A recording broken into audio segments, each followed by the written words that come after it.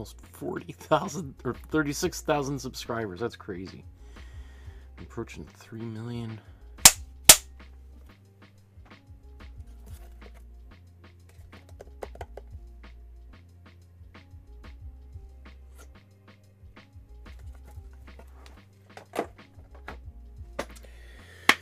Good evening. Welcome to my studio. My name's Michael Markowsky. Today we're going to continue recreating another painting by another one of my favorite artists.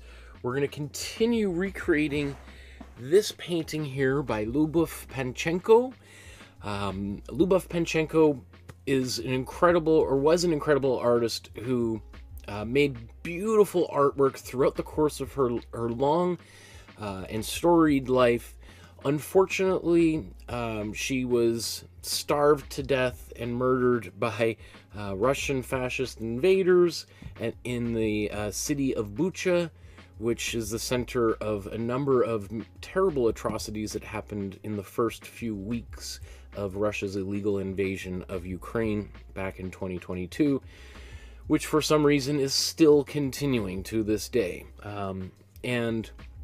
So we talked about Lyubov Panchenko's biography in the previous episode, and we already began this painting, but I wasn't satisfied with where I'm at because there's still stuff to do here.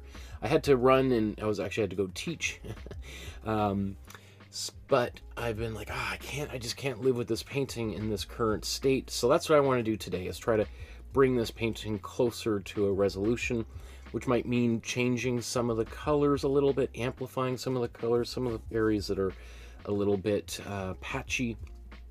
I want to fix all of that. So let's just come back here and let's sort of look at where we're at. So we've talked about materials, done the image transfer, Imprimatura, biography, underpainting. I think we probably went through a couple of passes on the background and foreground. So I'm going to start with background pass number 1, even though technically this would be background pass number 4 or 3 or wherever we left off last time. My hope is to wrap this up in about 2 hours or less. That would be a nice thing to get there. Oops. Just a quick reminder to like, subscribe, hit the notification bell so you know when future episodes, especially spontaneous episodes like this, are going to occur. I wasn't planning on doing this until about when I woke up this morning. And I've just been teaching all day, and I'm so excited to get into the studio and paint here. And if you want to support the channel with a small donation, a couple dollars, $5, price of a cup of coffee, you can use the PayPal link down below, and it's also on my website. You can use an e-transfer or send a check in the mail. You can contact me through my email, which is on my website, and on the Facebook group down. All those links are below. You can also use the YouTube Super Chat, although YouTube takes like 30 or 40% of whatever you donate. There's AMD Abdullah there. Hello, sir. How's your day going? Great. Great. How's your day going, my friend? Good to see you there. It's nice to have some company here, especially, this spontaneous episode, so probably very few people are going to tune in because they don't know what's happening. But that's a good reason to subscribe and hit that notification bell so you do know when you just happen to be on YouTube. Boink, there's a little notification. Oh, Michael's live. Let's see what he's up to. Okay, so let's jump right into this. So I want to come back and start, just tidying little things up here. I don't think it's going to take much work to do here, and I could have just, left this painting as is when we finished. We worked on this last week, but I just it's going to bug me, and I'm just such a big fan of her work, and being of Ukrainian descent myself, I feel like it's not too much to ask for me to try to bring this to a better resolution, to do her the honor that she deserves. Okay, so perhaps let's get some. Oh, it's a little wet there. I'm gonna put some paint on the palette. I'm gonna put just a little bit of each color here because And I'm going to mix a little black, because I'm not quite sure off the top of my head how much of each, or if I need to use all of these colors. So I always say put about as much paint on your palette as toothpaste on your toothbrush. Oh, Abdullah, great question, my friend. Whoa. Abdullah says, what do you think about AI art? Someone said to me someone said to me AI taking art. It's pretty sad for me, just so many memories with art, and someone just said that. Someone said to me AI taking art. What is your thoughts on this? I don't think artificial intelligence is going to replace artists, and I mean, I think I can understand why people are stressed about it and worried. I think it's always a good idea to be skeptical about any new technology, whether it's artificial intelligence or self-driving cars or whatever it might be. I think it's a good idea to question these things. Let me see. I want to cut that open. Maybe not.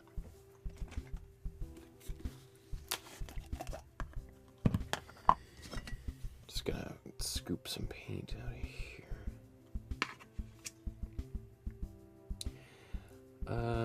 Sorry, I'll get back to your question here in a second. Oops.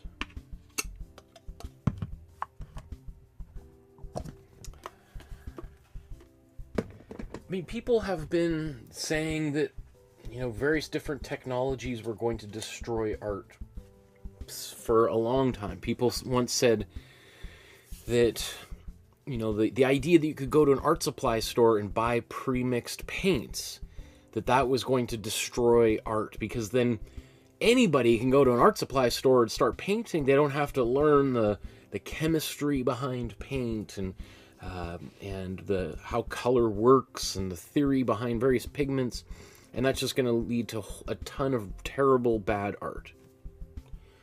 Well, being able to go and buy pre-mixed tubes of paint led to Impressionism, Cubism, Fauvism, Abstract Expressionism, pop art. So you basically have to say the last 150 years of art was a terrible mistake. I don't know. I think that was pretty good. People said photography was going to destroy art, because if you can just take a photograph, why bother making a painting anymore? Right? It's because artists were painting portraits of important people, famous events, stories from the Bible, important dinners and banquets, still lives, landscapes, historical scenes, on and on and on. Well, paintings managed to survive the advent of photography. I actually think artificial intelligence, when it comes to art, is actually going to make people want to paint more. Because when people can just quickly make an image on their computer, that is actually kind of exciting. I've excuse me. I've watched little kids on their phone just type in a couple of prompts and then immediately get an image. And that can be really exciting, that all of a sudden you have all of these people who might not have the technical skills to draw or paint, being able to use that technology to help visualize stories and ideas in their heads. So I think in that sense, it's going to help people get to, to tell more stories more quickly. People that might not have had the ability, whether that be education or money, etc., to have the know-how to do that. I think that's we can debate the quality of those AI images, but I think they're only just going to get better and better. But I think when it comes to actually painting and drawing things, I think artificial intelligence is going to awaken in people a desire for things that have been made by hand more than ever before. There's a famous article written by an author named Walter Benjamin. It looks like Benjamin, called Art in the Age of Mechanical Reproduction. And I can't remember when it was written, maybe in the, I have to say, like, I feel like 1890s or something is when Benjamin wrote that article. And pretty much anyone who's ever been to art school has had to read that article, because it's really important, because essentially what he's saying, there was all this fear back in the turn of the last century. Again, another technical innovation, the printing press.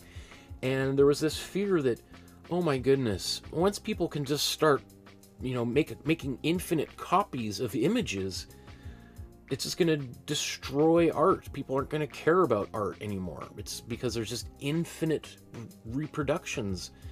And Benjamin took the opposite approach. He was like, this is the fact that you can take an image and reproduce it endlessly, like this is even before the photocopier, or let alone images on our computer that we can spread infinitely around the world.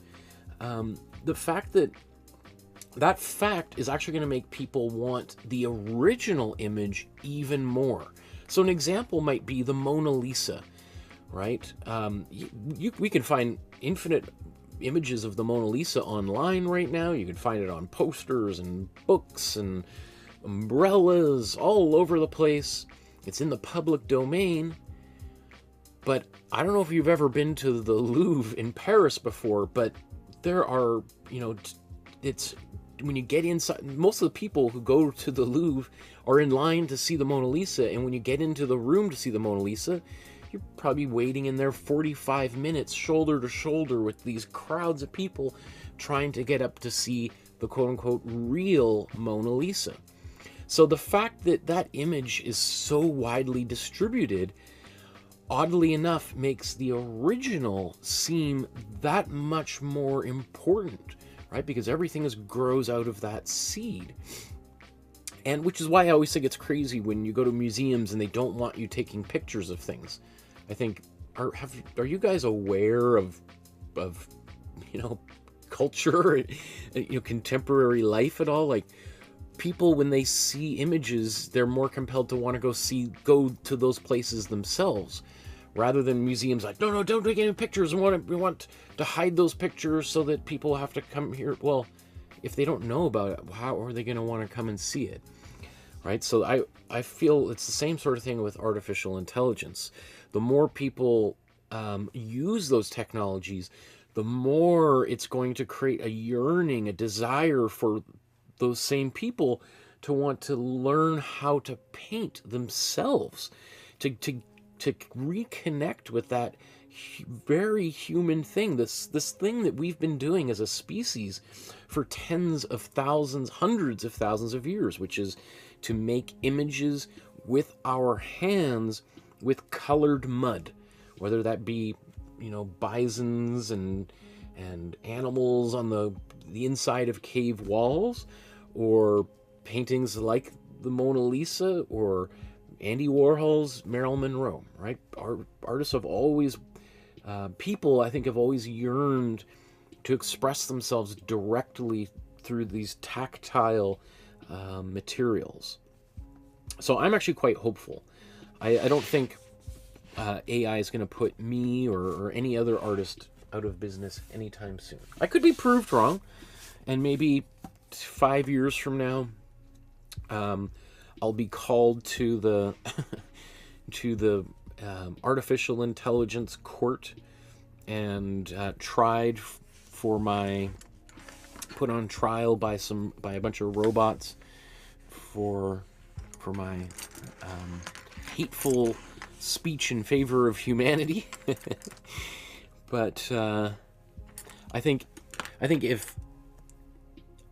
if people are no longer making art because of artificial intelligence, I think that will be the least of our problems as a human species. I think art will be one of the last things to fall to our robot overlords. Paula says, I found the Dropbox. Thanks, Michael. Ari says, hello, and Goodman says, hello, everyone. Ah, that's awesome. Look at all these familiar faces, especially on an unannounced episode. I love that you guys just happened to tune in and we found one another tonight. Okay. Maybe I'm going to put this back up here. Let's start this for real. So now what I want to do is I'm going to go back into the background and I'm going to try to paint the background. And just clean some things up. Do a second coat of paint where it looks still a little bit patchy. And try to bring this painting to a resolution. Now, it can be a little bit tricky if we're starting with a painting that has already has begun, and now we're going to take fresh, new paint and try to recreate or add to something. Excuse me, I have the hiccups all of a sudden.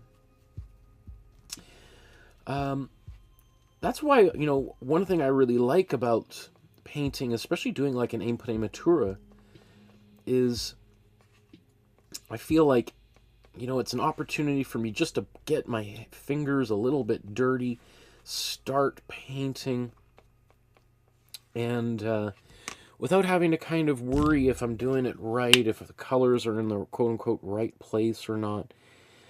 So, versus working on a painting like this, which has already begun, I have to exit the so-called real world outside my studio and just kind of go right into painting mode, and that's kind of tricky to do. It's sort of like asking an athlete to arrive at the stadium, get out of the limousine or whatever, and just run right out onto the basketball court and just start playing. No warm-up, nothing, just get out there. It's like, it's kind of tricky because, every athlete's got a routine or something, right? So I think of that same sort of thing here of like, whew, okay, wow, man, we're doing it. It's already begun. Okay. So what I'll probably want to do instead is try to go for areas that are maybe a little bit easier, where I can just sort of build up a little bit of confidence and just sort of get my feet wet in places. Maybe like, so in other words, maybe not go right to the face. Where are some areas where I can noodle around a little bit without anybody noticing what I'm doing, and I can just get my feet grounded here a little bit. I think I'm going to try to use every possible metaphor in the first 20 minutes here. I get my feet wet, and then I get them grounded. So, Ari says, I agree. Art is so much more than just the resulting picture. The process, the story behind the masterpiece matters much more. I agree. Goodman says, you're looking nice today, Mr. Markowsky. Thank you, Mr. Goodman. Okay. I'm procrastinating here, trying to talk my way out of painting this painting. So let's take a look here. Where should I begin? What color do we have up here? Oh, whoa. So I got a bit of a purple up here. You'll notice, the first thing I did is I mixed up a black here to give myself a pretty dark color. I think I'm going to make a dark purple. Let's take I'm just going to take the black that I had already here. I'm going to mix that together.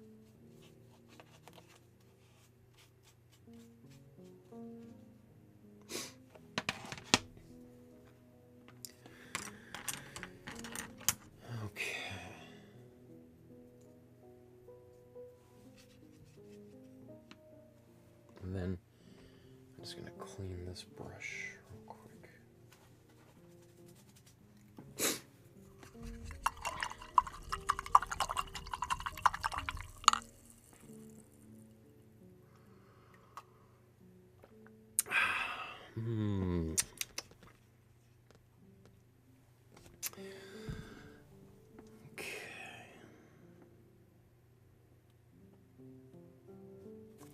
There is, you know, so as I said, there's pros and cons to working on a painting that has already been started and you're coming at it a little bit cold like this and trying to get back up to speed. So the pro, or sorry, like the con we've just sort of talked about. It's sometimes I find it a little bit hard just to mentally get back into the swing of things, and which is why I tend to prefer in my own art practice to try, you know, I'd much rather pull a kind of, not an all-nighter, but, you know, just work on something over a really intense, well, I guess kind of like an all-nighter. If I have, I'd prefer to do that than to start and stop. And that's my personal preference.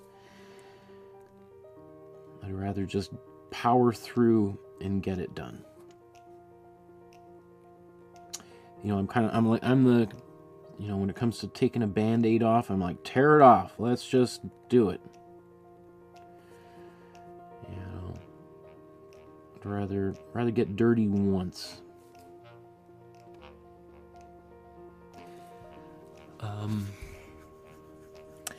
Having said that, it's not always possible, right? It's not always possible to, you know, if you've got a full-time job and you've only got maybe a couple of hours at the most each week to work on a painting,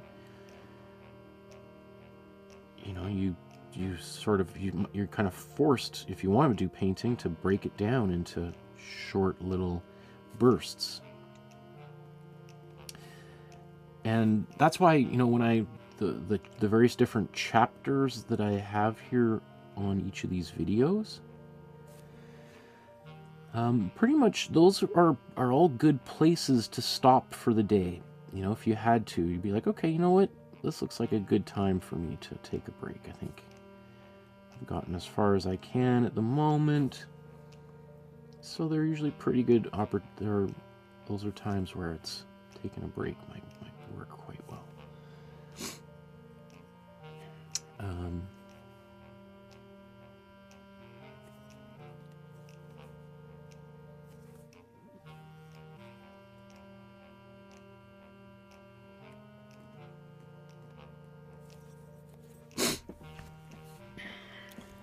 Let's see.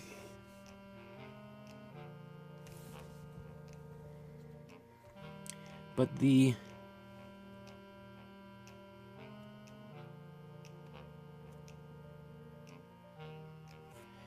older I get, the less I'm capable of doing those really long sessions. You know, those of you that have been with me here on YouTube know that there have been a few episodes where I have gone almost all night long, painting 6, 7, 8, 9. I think I did a 13-hour episode earlier this year. But, you know, I'm not 20 years old anymore.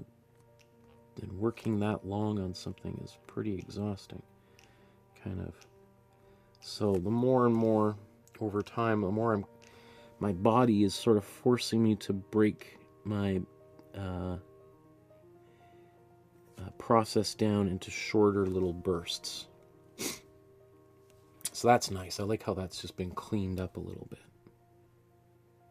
Already makes me much happier. Let's see, where else can I put this dark purple?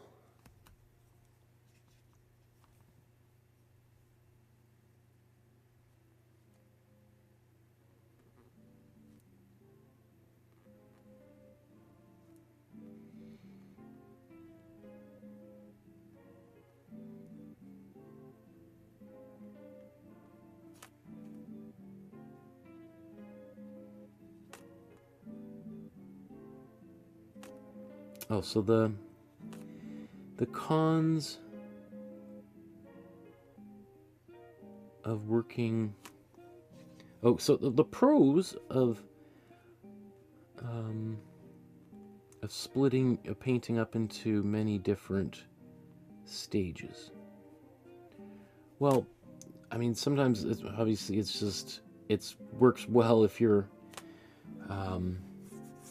just don't have the schedule that can accommodate working intensely all at once on something. So sometimes you're forced. It's a forced thing. But it can give you, what can be nice about working on something like that is it gives you a little bit of time off and an opportunity to come back refreshed, maybe with some new ideas, so that when you're working on it, you like potentially there might be parts of it that you're just like I see this all the time. Like when I'm teaching in class and people work on a painting and they come back a week later and they dig their painting out to continue working on it. I'd say like 99 times out of 100, people will come and look at their art and be like, wow, oh, this is actually much better than I thought. All week long I've been thinking to myself how terrible I did, and how am I going to fix this painting? And now I look at it and I think, actually, this is pretty good.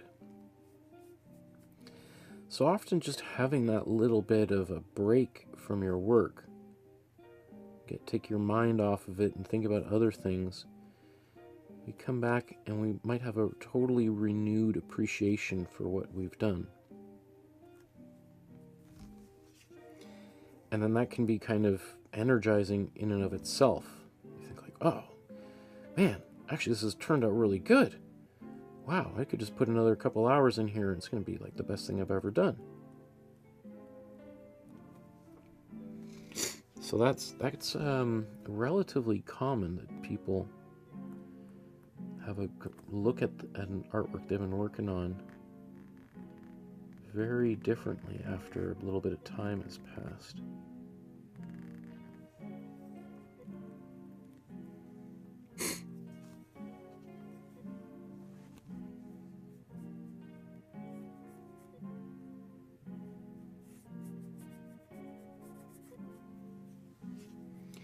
So I'm actually kind of digging this purple. I'm putting it into maybe not every darker area. I'm probably there's going to be a few that are going to be a little bit like a dark blue.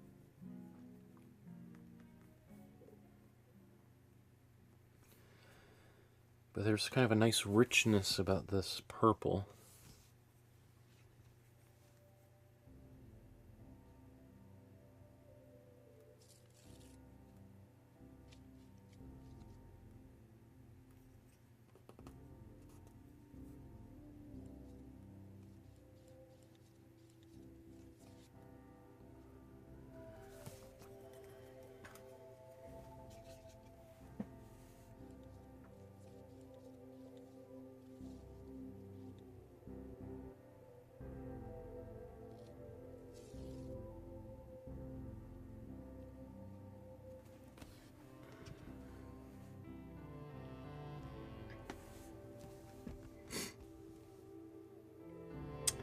Goodman says, until now I am suffering with drawing and painting, not because of my skill, but because it's hard to find free time.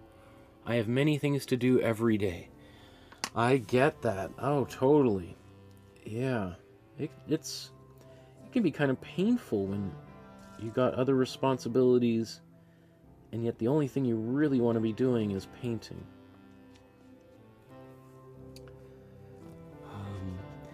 But one thing, if there can be a positive about that, it does make for when you do actually carve some time out to do it, I find like I'm really productive in those moments. And I'm like, okay, this is my time. I've been wanting to do this all week long and I haven't had an opportunity. Here I am, let's go. That's why I'm the kind of person that really benefits with a good, schedule. A good routine works really well for me, because if I don't have a routine, I can procrastinate on doing things.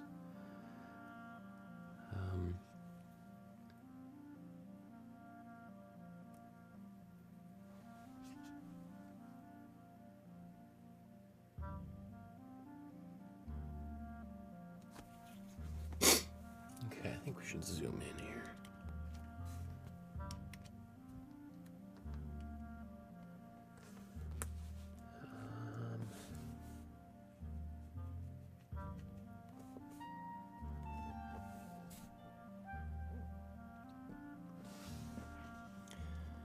I mean, like, see, here's the difference between, let's say, one of these areas and then this area, right? As I go over it a second time, it just looks so much better.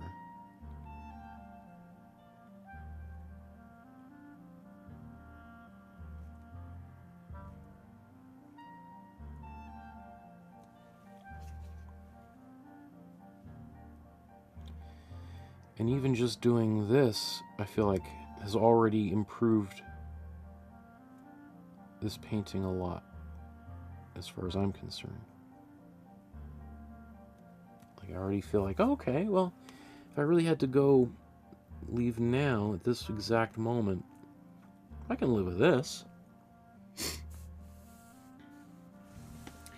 Now this purple is maybe,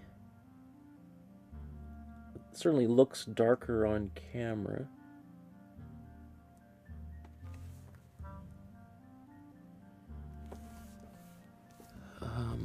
Than maybe it is in the original, but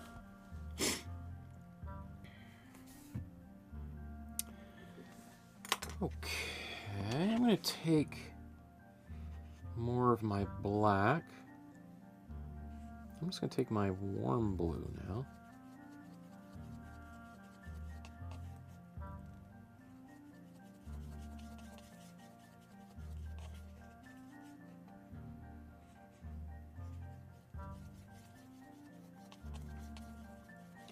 So what I'm just want to have another very dark color, but this one, instead of being black, or sorry, purple, it's going to be a dark kind of navy blue.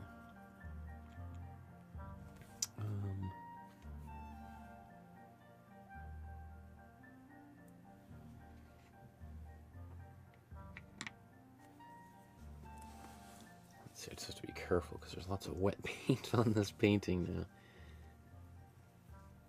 Should probably blow dry it.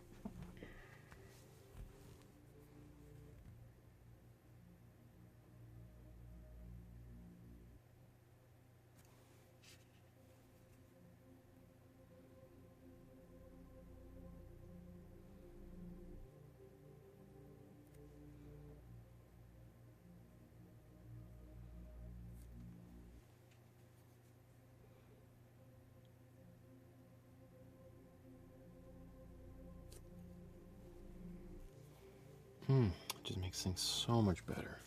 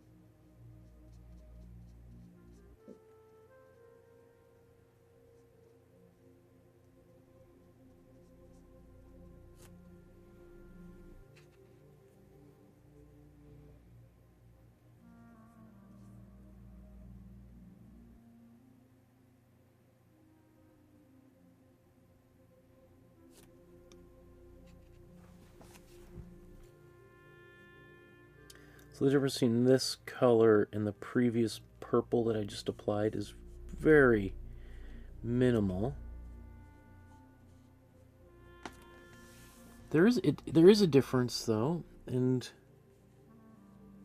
so again, those are little things that, you know, if someone was looking at this painting closely, you know, might not be in the first few seconds, but if they were to spend a little bit of time with it, or particularly if they were to buy it and live with it, they would start to see those differences. And the viewer would be rewarded with being able to see those things as the painting kind of unfolds over time for them.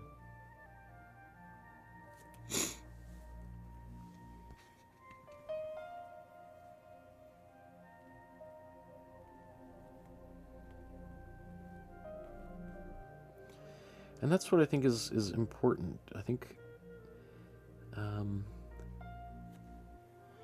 of the most exciting things about traveling and looking at art, I've had an opportunity to go to many different places around the world and look at art, and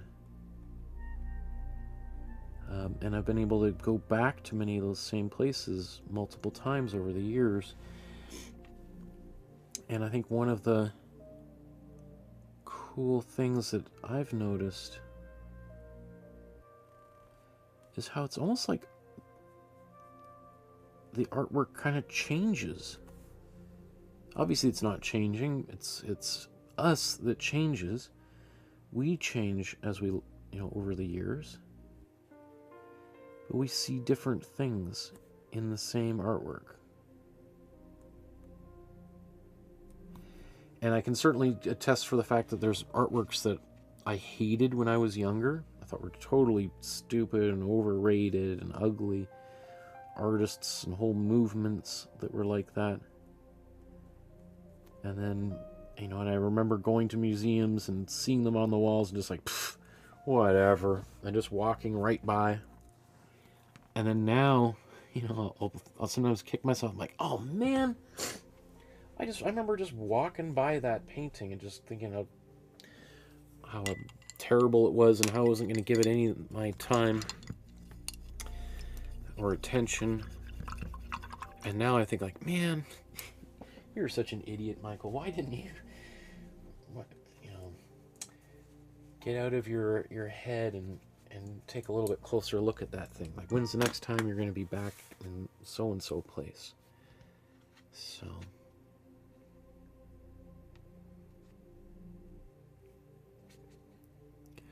wow, a bunch of comments and questions. I just want to get a little bit more here.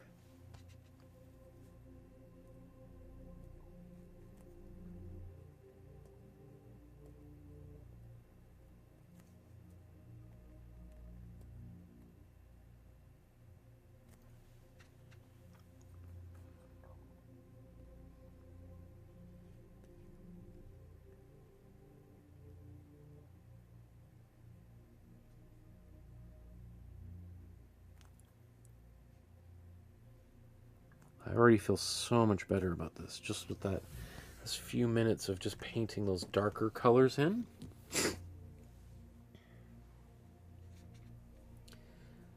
Again, they are very similar, that dark purple and the dark blue,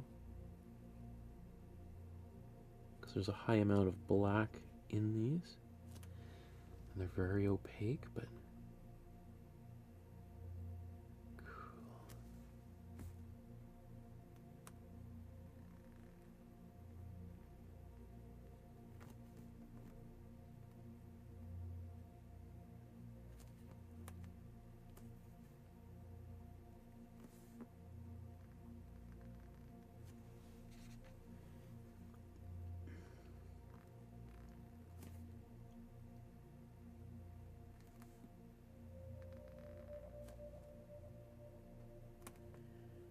these lines just keep getting wider and wider as I paint on them.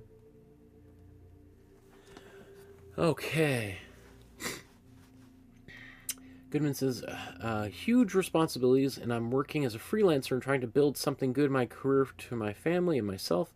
My dad is old, and I should take the responsibilities in my back and take care of my family after my dad. My mom dead before a long time, and now I have only my dad, and it's old, so I should do many responsibilities. Sometimes I feel like a lot of pressure, but I am okay in the end.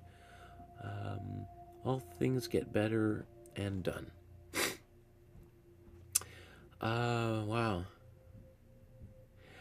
Yeah, it sounds like you've got a lot. Yeah, you got a lot of responsibilities, and I applaud you for being, for rising to the occasion to meet those challenges and responsibilities. There's other people who just run away and not deal with them at all.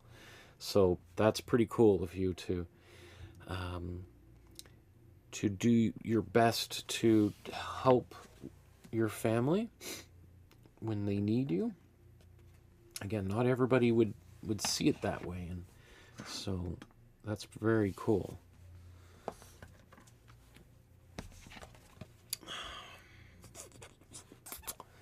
Okay, let's just see. That area there, I mean, it's just a gray. I kind of feel compelled to give it a bit of color. Same with there, although I could probably live with that color. I think I'm going to take this color and some white.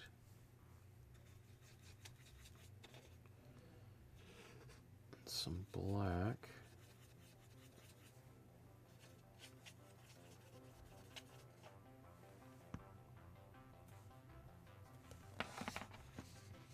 Is that too dark? No, it's not bad.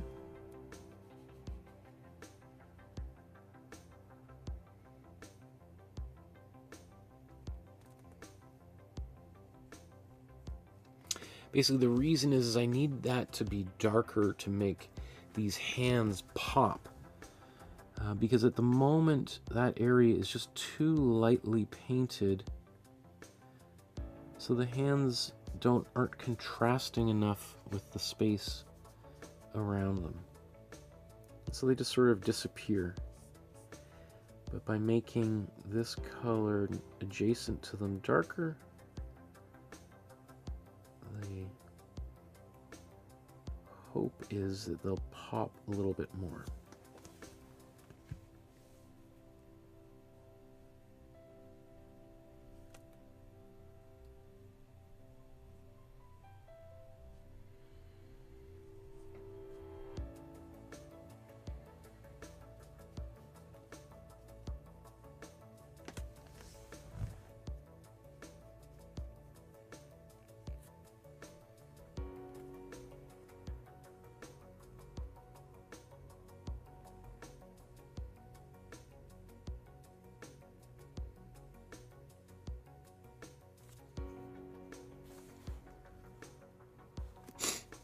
Do the other side as well, I guess.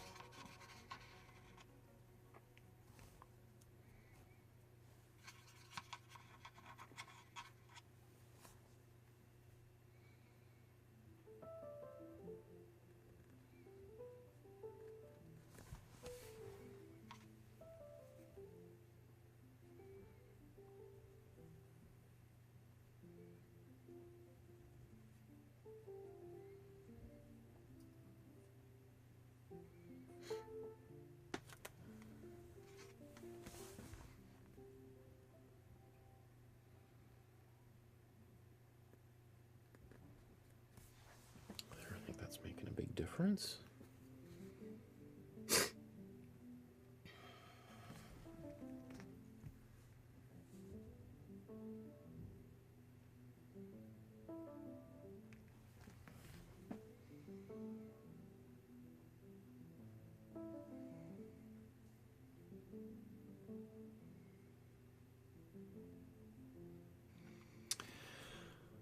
Okay, now there are other areas, like that color and that color are ostensibly supposed to be the same color, but I think I'm fine just keeping them slightly different. Technically, these are the same color too. sorry, that's not a camera. I think technically these are the same color. I think I will paint this one because I think this sort of looks like the shape of her chest up here. So I think having that darker color here helps reinforce this larger shape.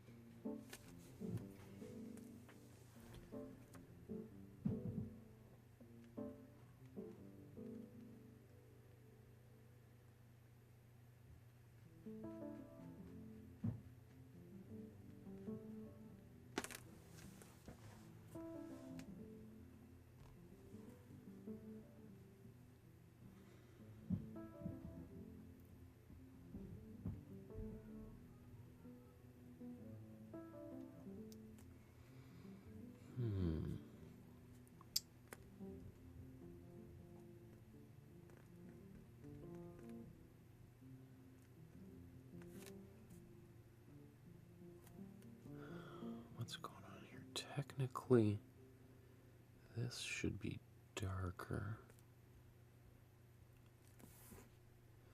Let me just leave that for now and just see if things can work themselves out a bit here.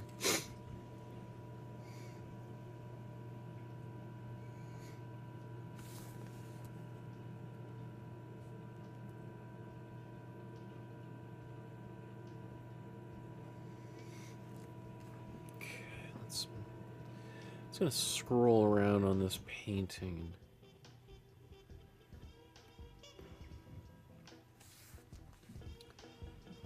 Okay, yeah, it's on this left side here. I feel like down here, what needs to be done there? Oh, some mostly looks like pinks.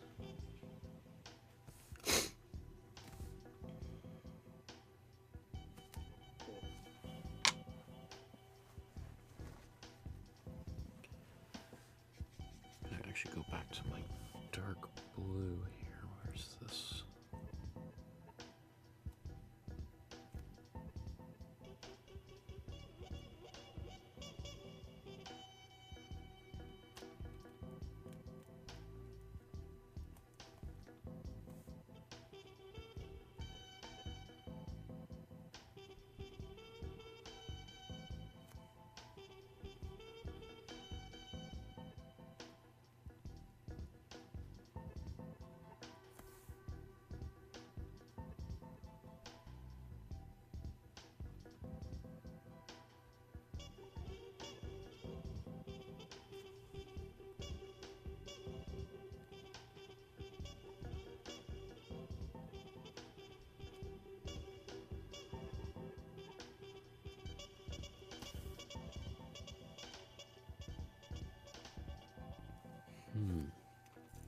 Basically, this is like almost the arm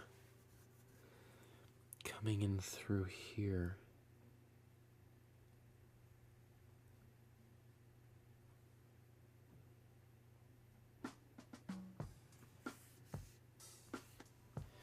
Let's look at that from a little. So this is, you know, one of the benefits I was starting to articulate about doing a painting after there's been a little bit of time off, is now I can kind of see it a little bit more clearly, and so I can start thinking of like how I want to build some of these shapes back in,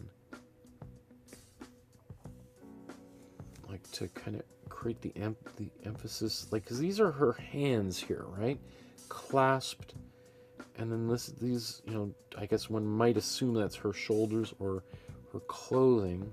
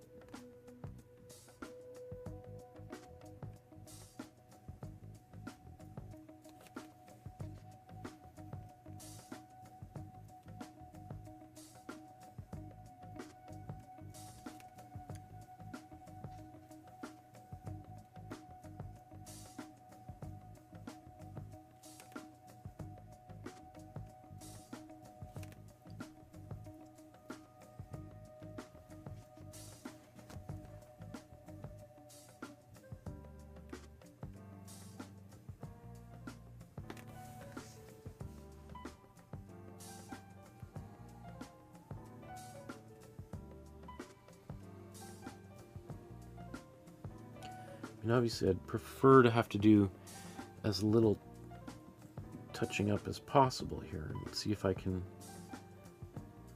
because, you know, sometimes just by doing one or two little brush strokes here and there can take an area that felt, you know, very unfinished, and then poof, just like, oh wow, that solved that whole problem.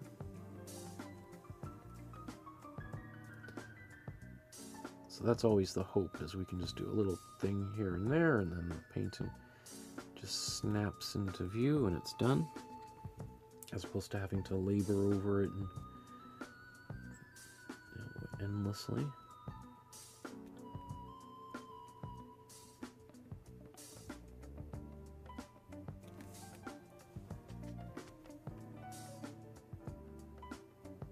I mean, I love painting, but there's other things that are also important to me, like friends and family, and going and experiencing other people's art, whether it be TV shows, movies, plays, concerts, and things.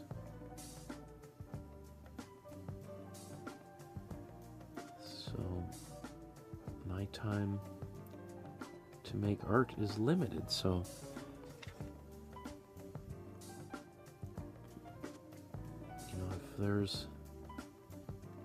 I'm always just trying to think, is there a faster, more efficient way of doing this that doesn't mean I have to sacrifice any quality?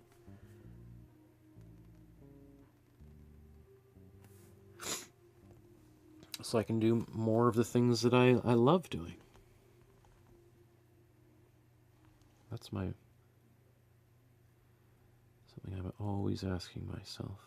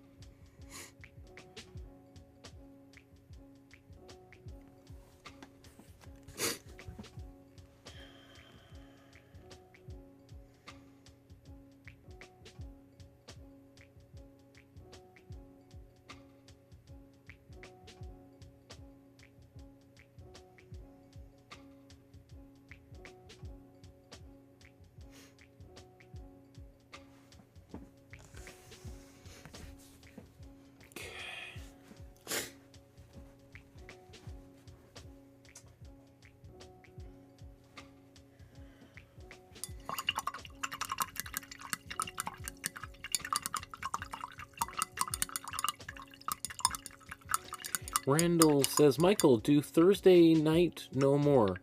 Michael doesn't do Tuesday night anymore. Sometimes my schedule's just kind of busy because I'm teaching summer classes at the university at the moment, and then I've got childcare, and but my summer classes end I think 3 weeks from now, so I'll be probably back to Tuesday nights as always.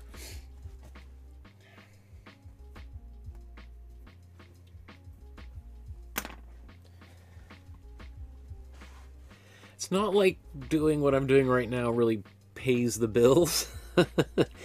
It gets millions of views, which is great, but unfortunately it doesn't translate into a a lot of extra cash. So that's why when people donate to the channel, it's so helpful, because it makes up for a lot more than the AdSense revenue, etc. does.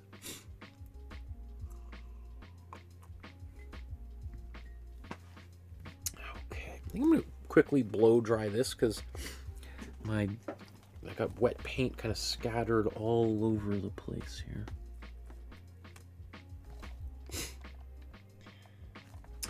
You know what? There's some texture right here. I'm just gonna scrape that off.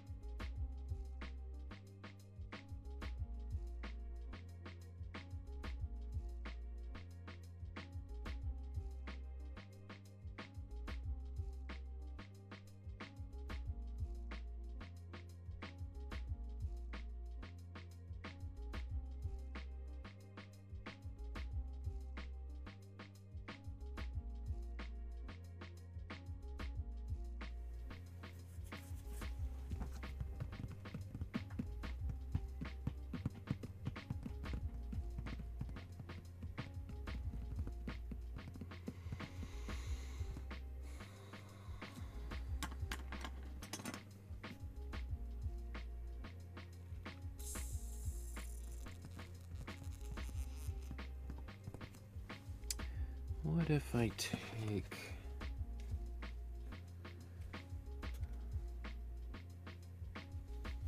I'm going to take my cool red and a tiny bit of warm blue.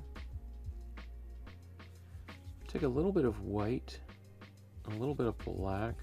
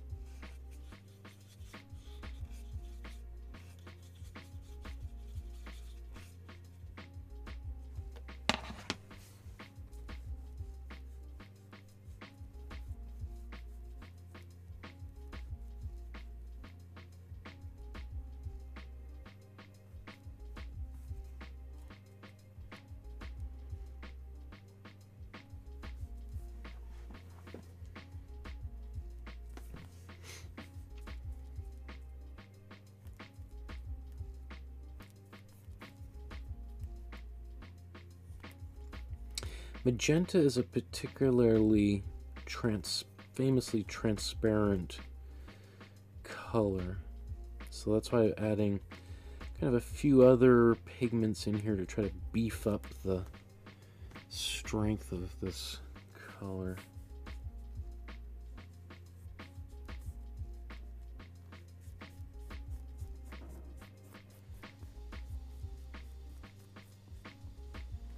Otherwise I have to put like dozens of layers of that color on its own in order to get it more and more solid.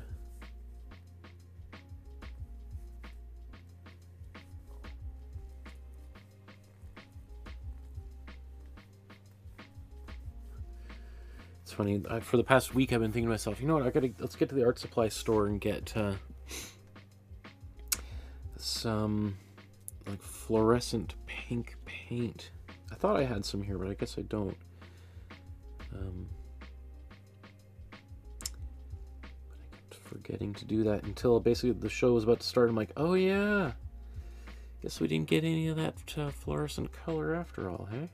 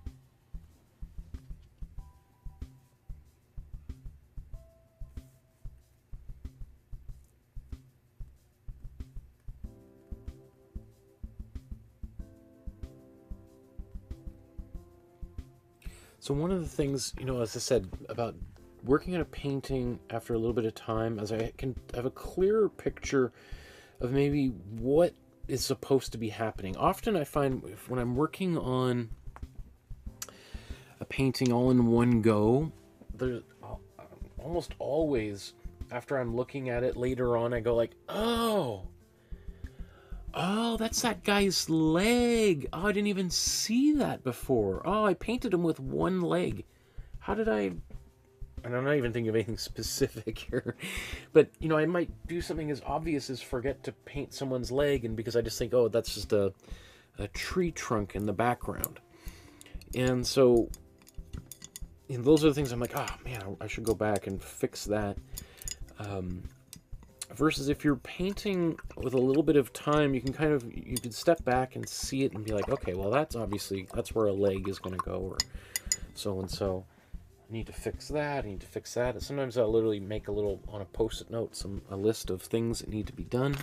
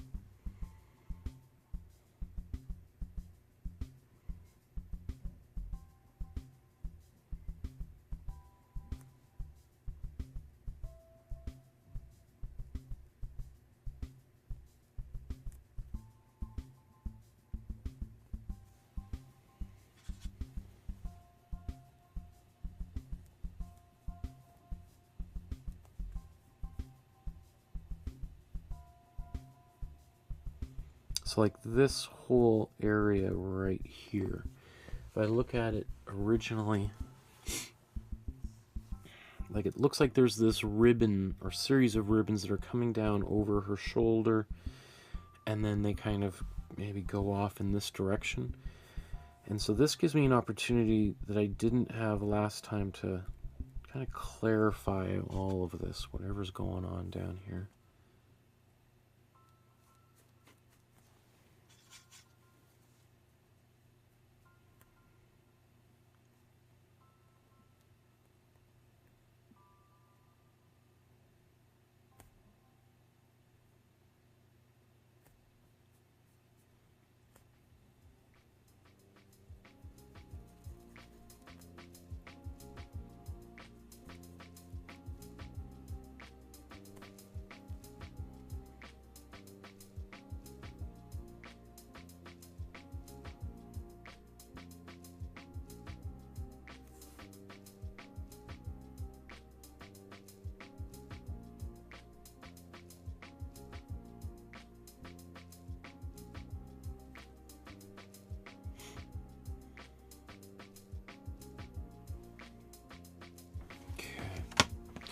I'm going to take some of my cool magenta and my warm red and blend these together a little bit.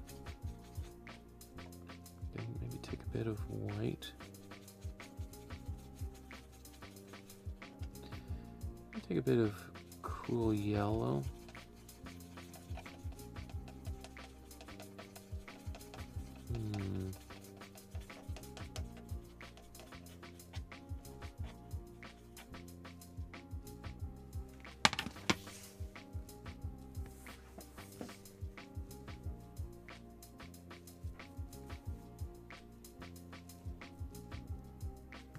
Just experimenting with this. I know I can't, basically I can't make my magenta more saturated than it is.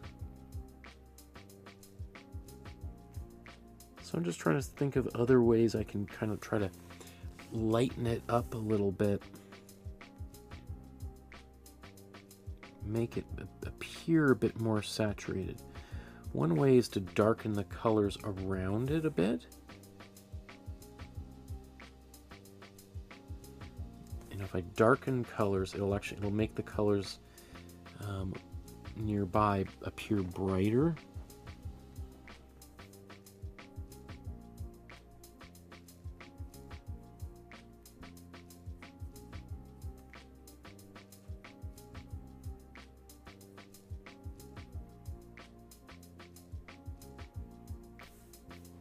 I'm not sure if that works much or at all.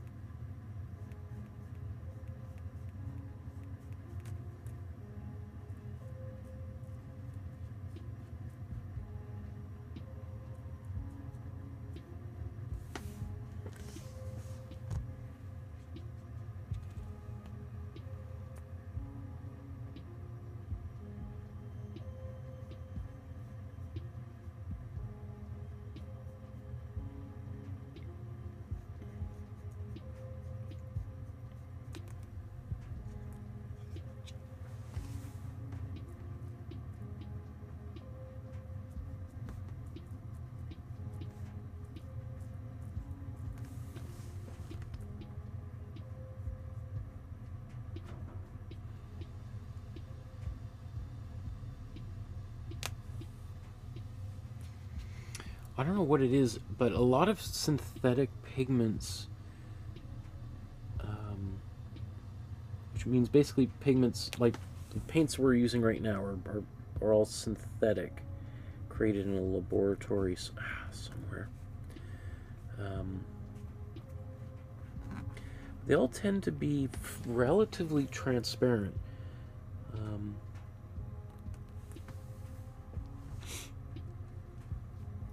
And sometimes deliberately so.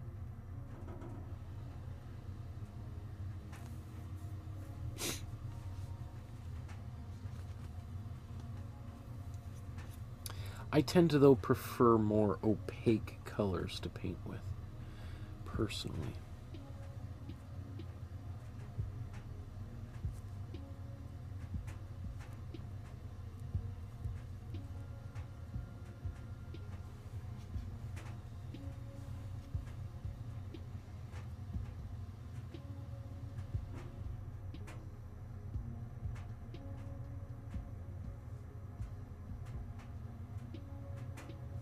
Which is pretty standard. I think probably most people feel that way, I would say. Most artists.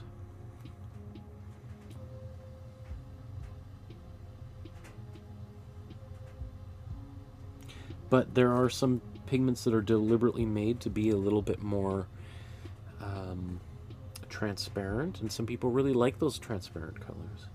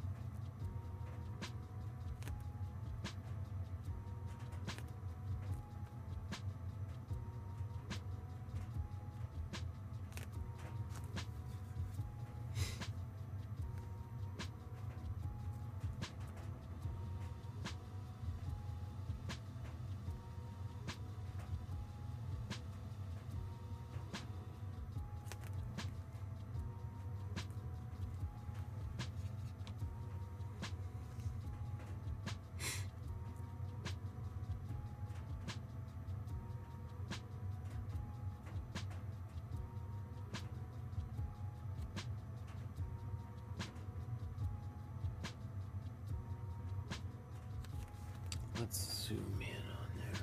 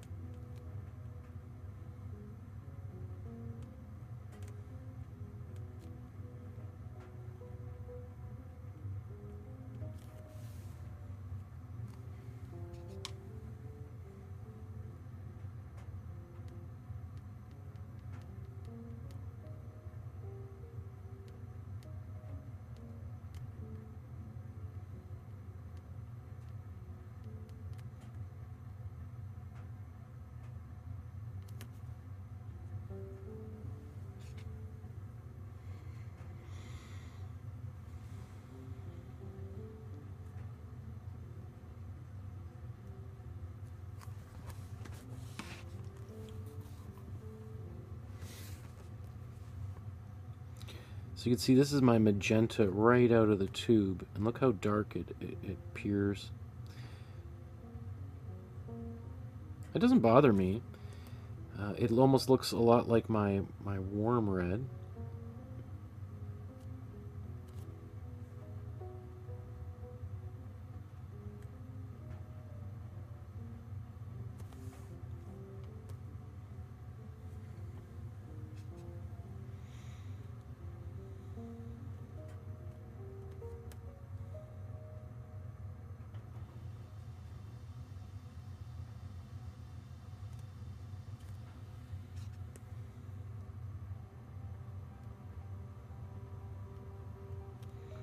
I'm thinking to myself, well, you know, the original shapes here are kind of like flower shapes. Now I'm kind of turning them to these like starbursts or something. Is that okay? Because I kind of like the way those look. I mean, there's nothing stopping me from changing them, but...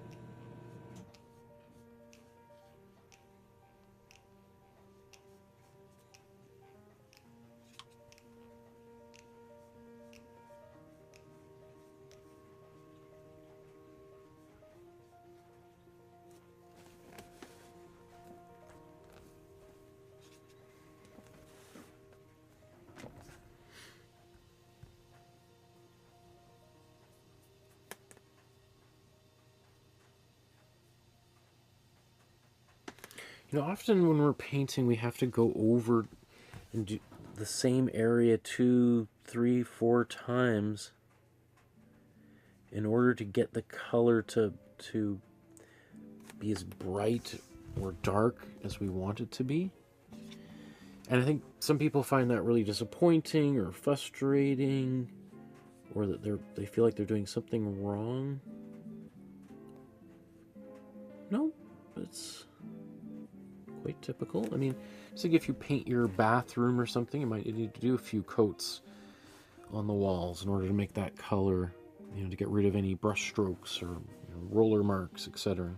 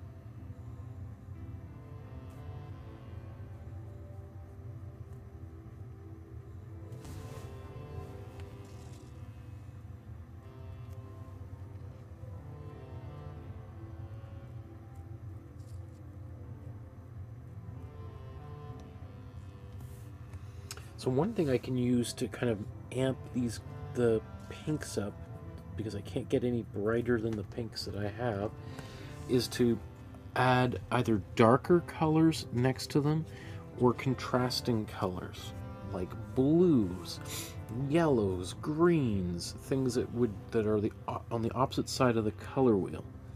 And when those are together, they're going to make each other seem more intense.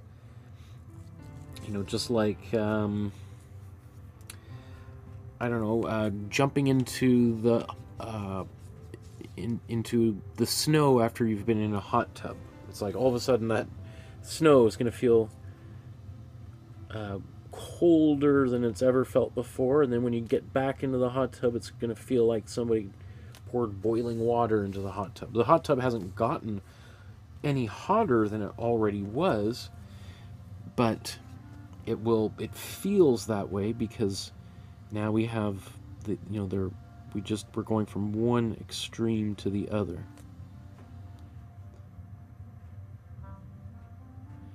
And color behaves in a similar way. All right, if we want a color to look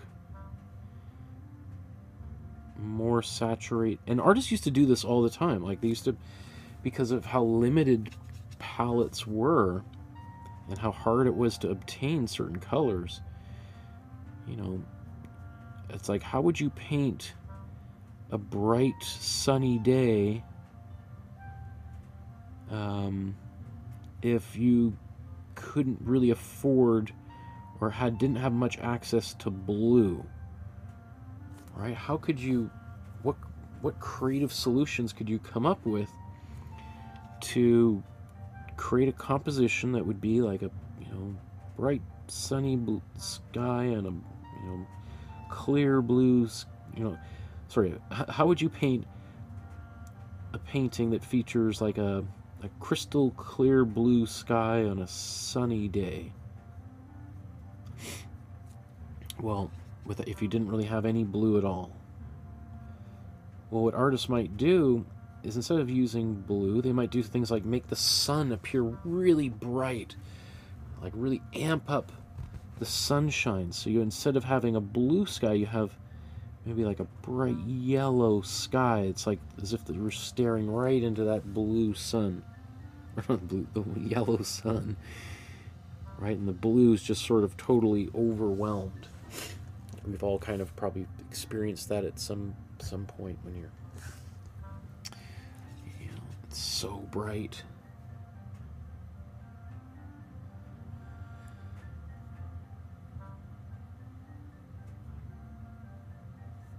So that's another thing, going back to that conversation we had way back at the beginning of today's episode about artificial intelligence.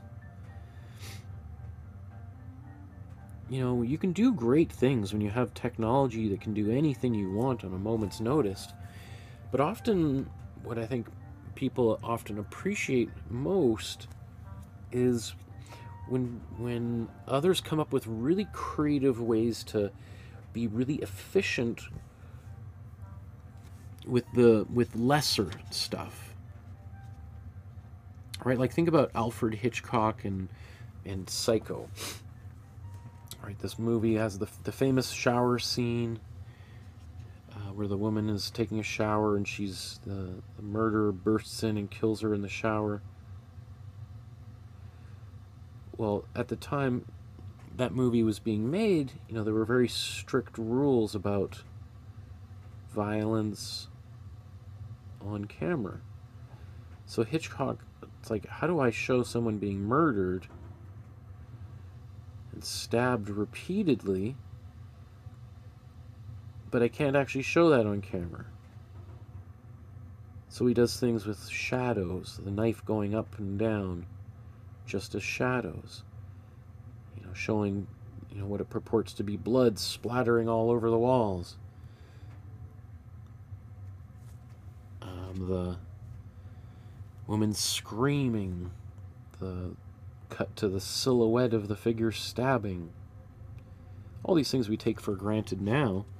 But, you know, what's amazing is apparently people, you know, left the theater in furious anger, saying, can't believe they showed such terrible violence on camera, and how dare they, you know, show a woman being murdered, and yet there's at no point does, you know, it's not like they used any special effects like they would do today, where they would literally just show the knife going into, you know, a mannequin or whatever.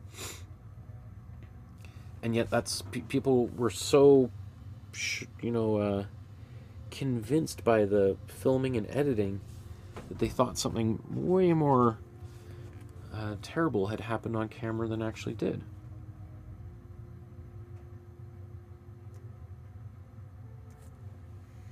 That, I think, is brilliant.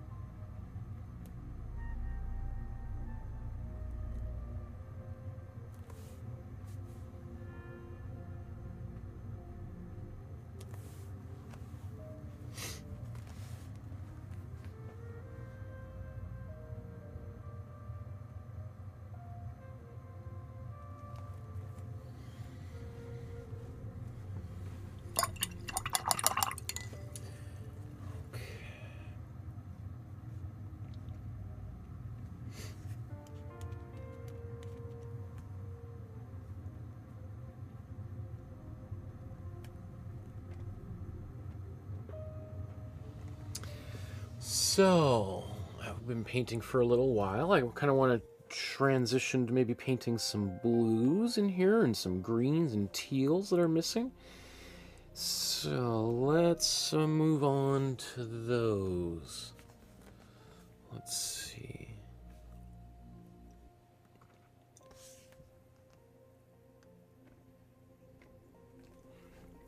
Okay.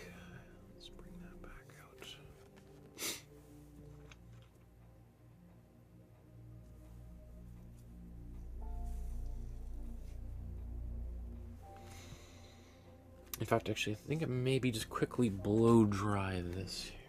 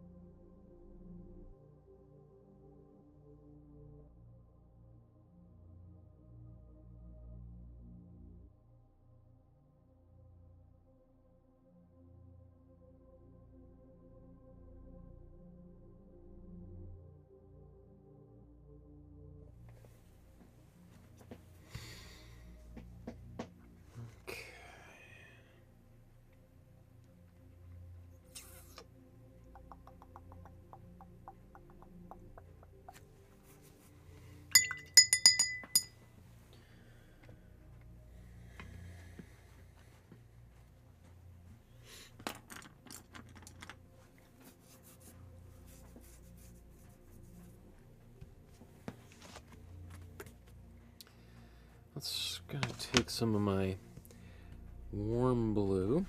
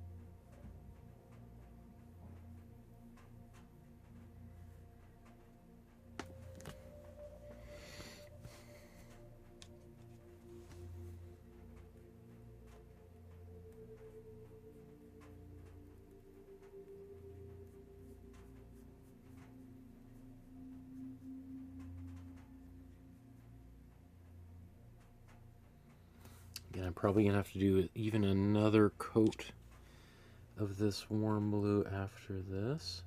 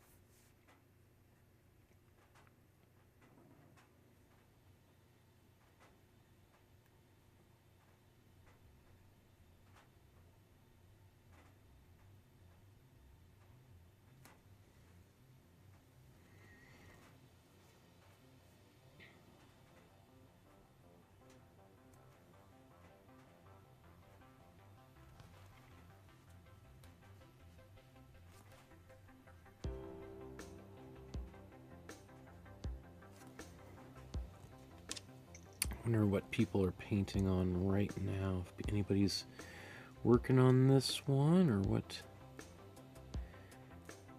you guys are up to. There's probably a few people trying to sleep listening to my voice. I should just open a channel where I just actually go out of my way to try to put people to sleep, as opposed to just doing it as a byproduct of my painting classes, since so many people seem to enjoy falling asleep with me here.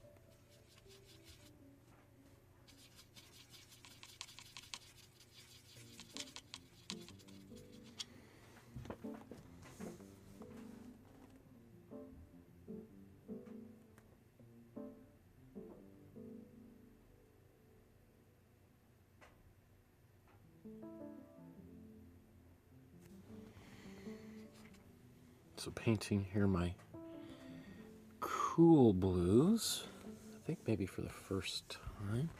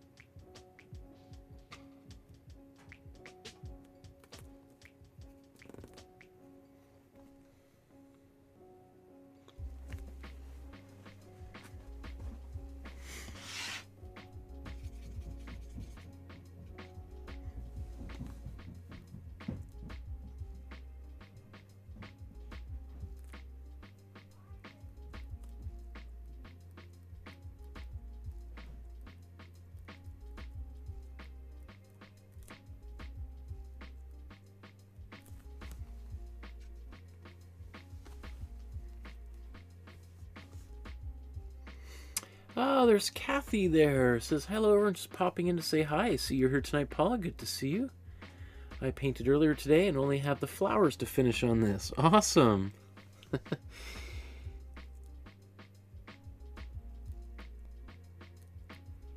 one's a bit of a time consumer. And I don't think it's a particularly difficult painting. It's just this is slow.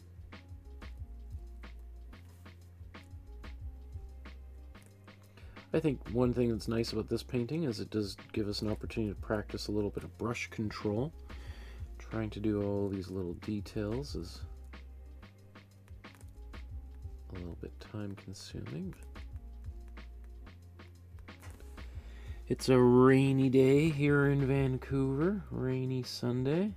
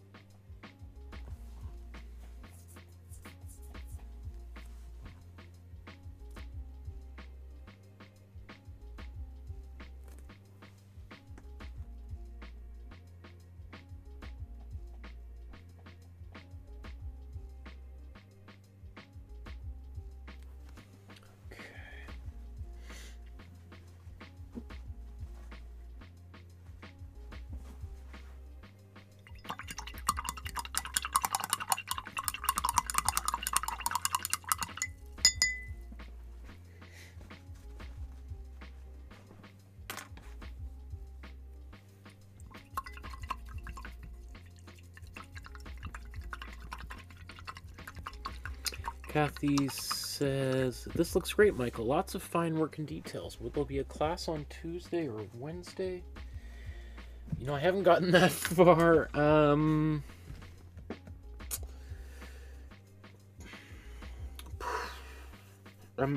might do one tomorrow, and I might do on Monday, and I might do one on... It might be one on Wednesday evening. I'm just trying to remember my schedule off the top of my head. We'll have to the long story, yeah, I'll have to see. I'm not exactly sure off the top of my head what my schedule's like, unfortunately.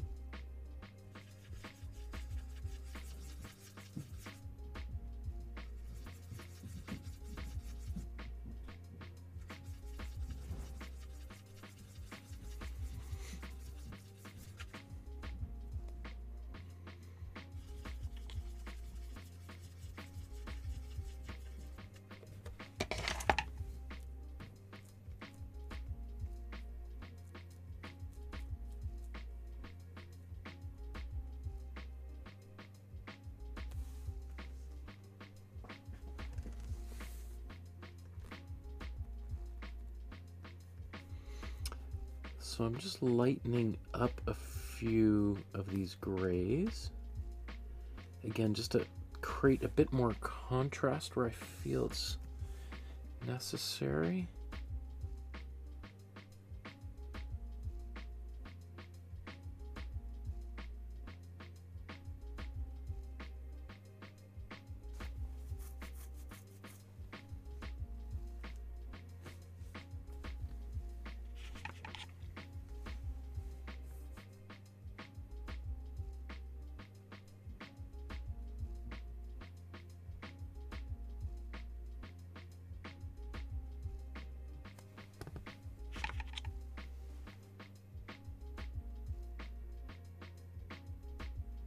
Now, right here, I'm adding some shapes that aren't there. I don't know if that's a good idea. We'll see. I just feel like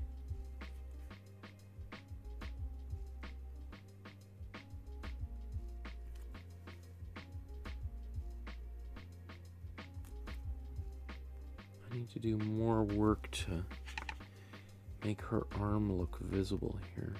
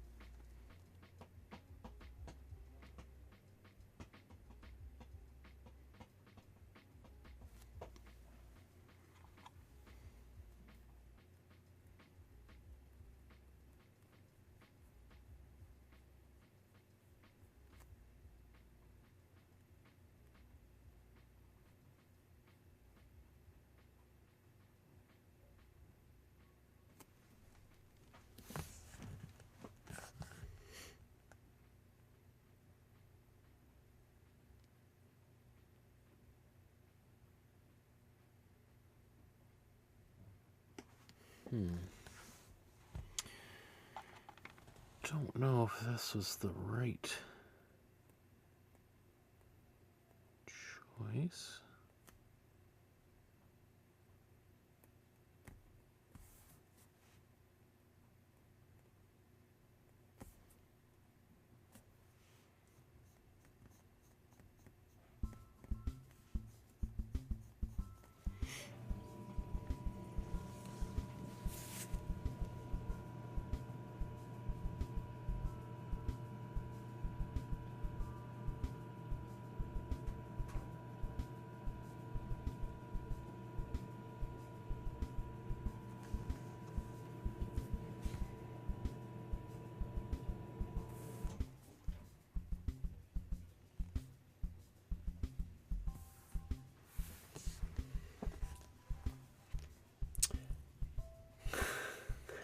There's Nikki. Oh no, oh my god, I just love your t-shirt, teacher. It would be great if we could also have it. That's right, you guys have asked that before. I need to get on that. Shaka says, hey, been watching your sketching classes from 2020. Happy to see you doing well, and thank you so much for... ... I wonder what you're so thankful for. Can't wait to see the end of that comment. I'm just kidding. I appreciate that. Thank you so much. That's very kind. Great to see you, Nikki and Shaka.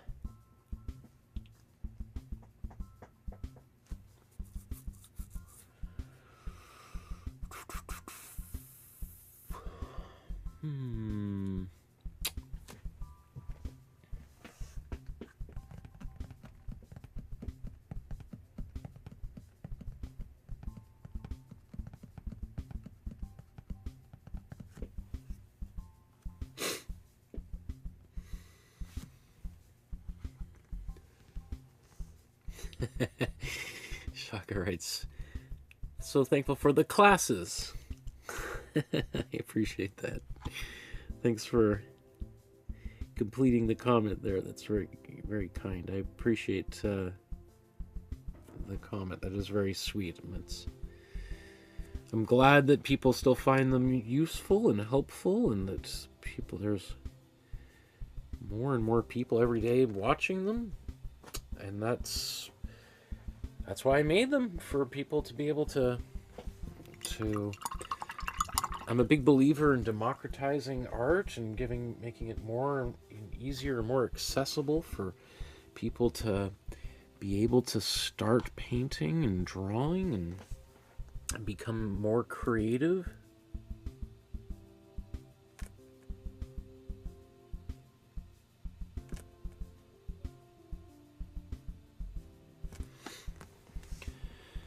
As I always say, I think if more people were making art, I think we'd live in a much happier, more peaceful world. So anything I can do to promote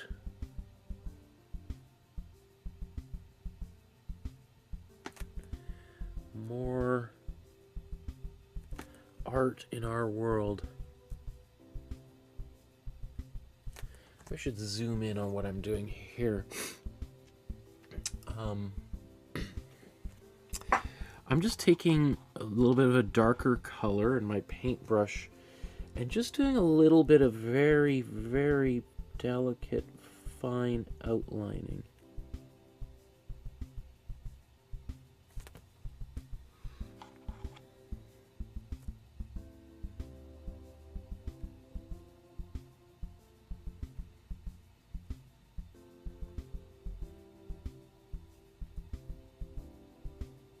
I could use a pencil even for doing this kind of thing. Just, one of the things that Panchenko has here is, all of this is individual pieces of felt that she's cut and glued into position.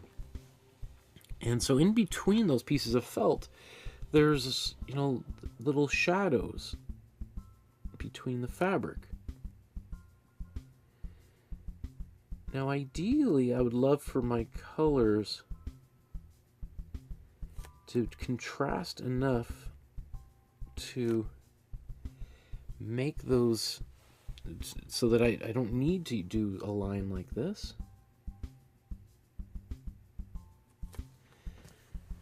So I am kind of cheating a little bit. One could say, I suppose. I mean, I don't really see it that way, but I think that is really helpful to kind of just put a few lines like that. Same thing up here.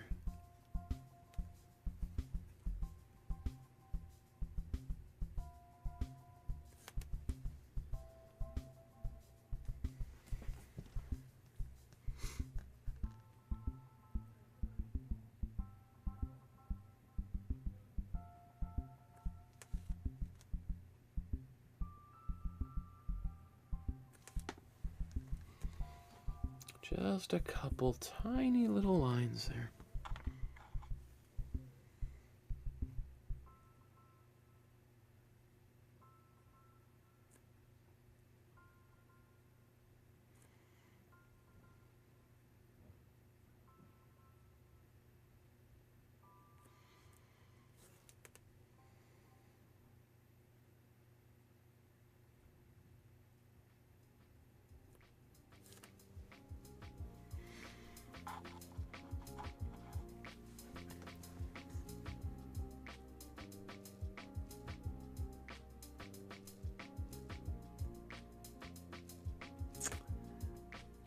A bit bolder than I wanted to do.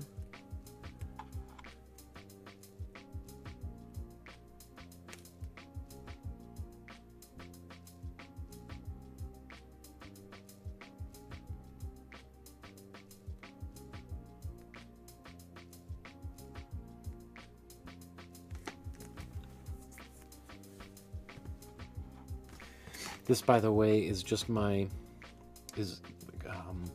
white, black, which I used to make a gray, and then my cool blue. Alright, so I just have kind of a darker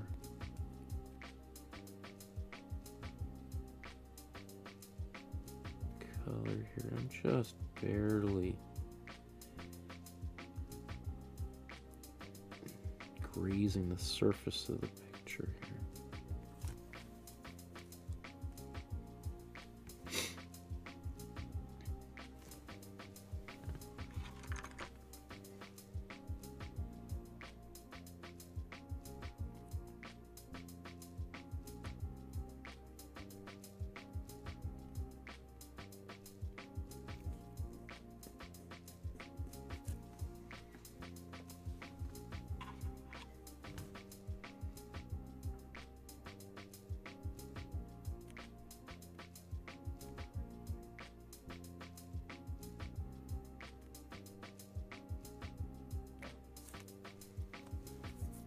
And I chose to use blue instead of black, just to kind of, again, keep things a little bit, just add more color into the painting so that I don't just have, you know, it's easy just to kind of always fall back onto black as a color to do lines in between things, or to do outlines.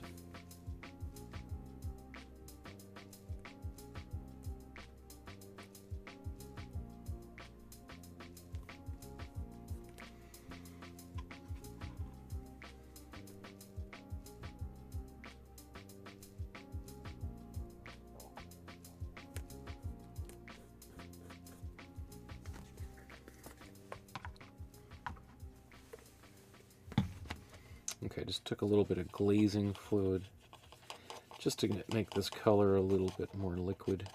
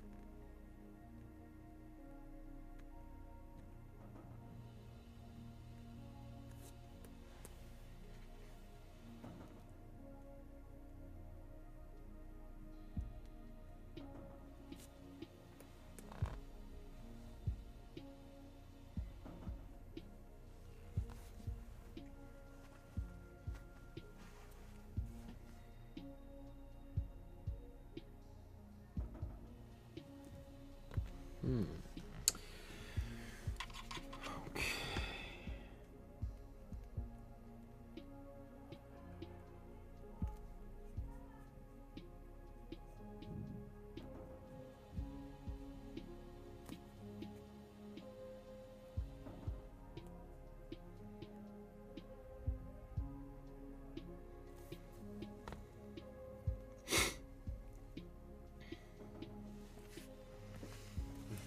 Okay, let's do the hair up there.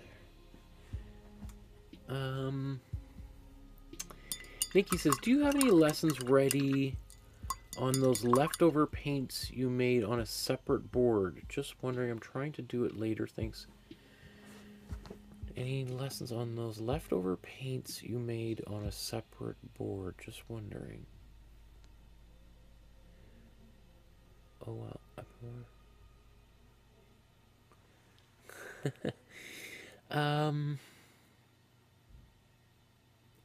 Not sure I understand what you mean, Nikki.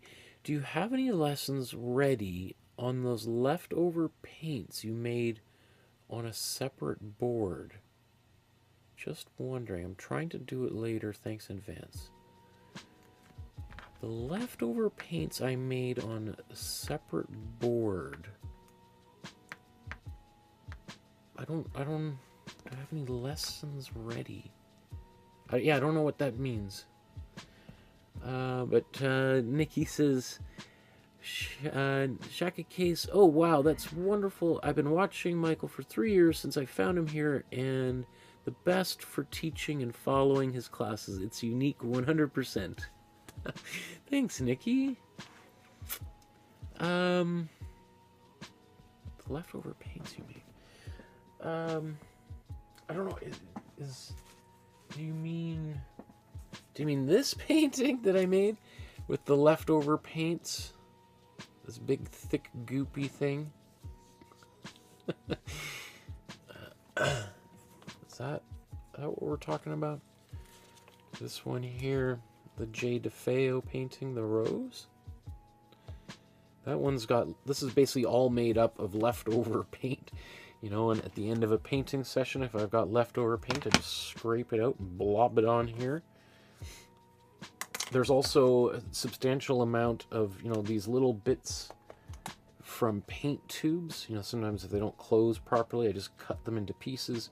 I haven't done that in a while, I think, on here, but certainly initially inside here, I would use that, because this otherwise just goes in the garbage. Technically, it's paint, but, you know, if I cut it up into some pieces, I can then mix it in with my paint, and then it will all dry together and form a paint. It's not like it's, you know, filler of some other kind. It's technically paint. I'm just using it in an unconventional way. So that painting, J. DeFeo, when did we do this? We did this December 1st, 20... I think this was in the first painting series I did, right? I can't remember how... everything is... I've been at this for so long, I forgot if this was part of the Master Study series or if this was my initial painting classes. So there is a whole episode on that for sure. That episode, because I think I also did a version with paper mache that I left in my basement in the middle of winter here, because it was December I did that, and it took a long time to dry, and because it took so long to dry, the paper mache got moldy, and I ended up having to throw it out. So this one was sort of just, I just did with extra paint at the end of the episode, and that one has, ironically, that's the one that survived. Which is, you know, often the case. Sometimes you start a painting, and the painting, you know, you may, like, because I often do 2 paintings at the same time, and so sometimes the painting that you think is just going to be the one that's going to go in the trash later is the one that ends up being the one that you find that's the most successful. So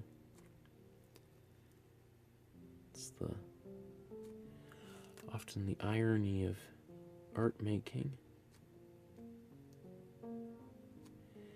is rarely ever does things turn out the way you expect or want them to. And that's why I think it's important to be able to embrace the unexpected.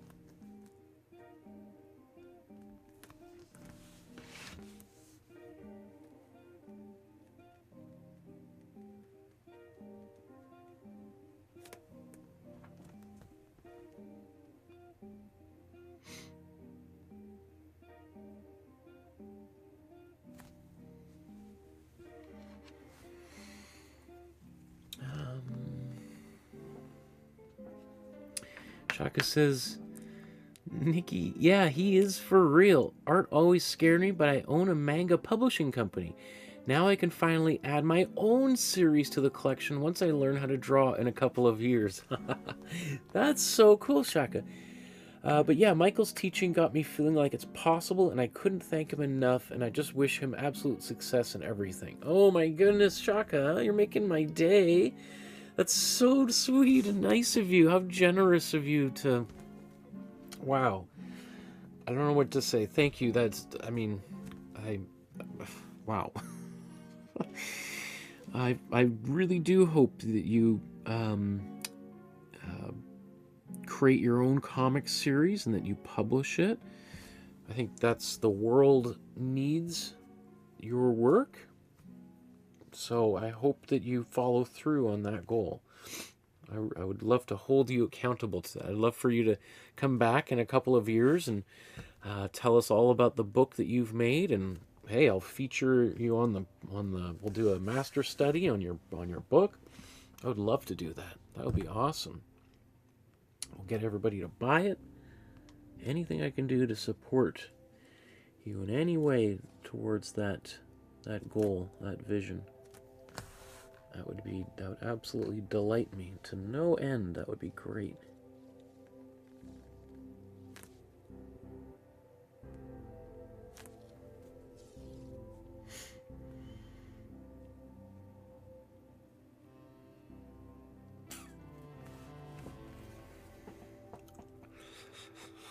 Okay, let's back out here.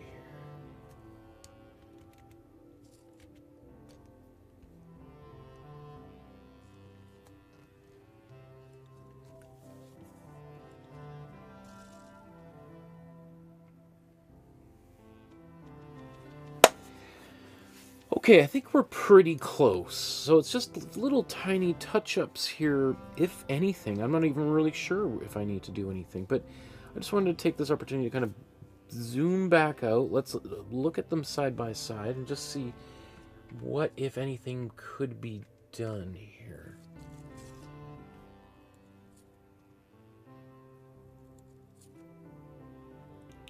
Yeah, Nikki says, that's amazing, Shaka. Hope you're successful. Keep going. Don't give up. I agree 100%. Okay. I mean, I'm pretty happy with where things are. I think I might want to just darken this side of her face a little bit. Maybe darken the brown in those hands. Guess there's a few little leaves here. So, again, just tiny little details. I see a little bit of green there for the first time. That's a warm green.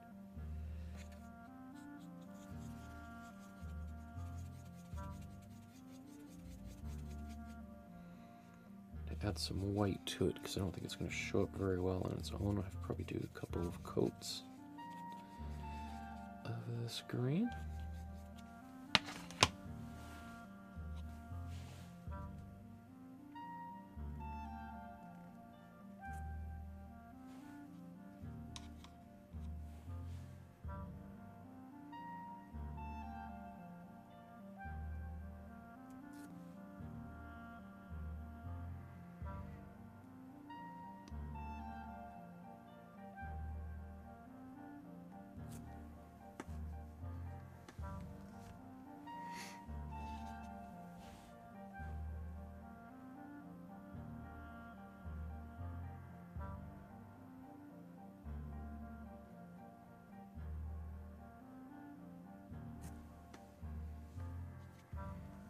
Kind of like that there.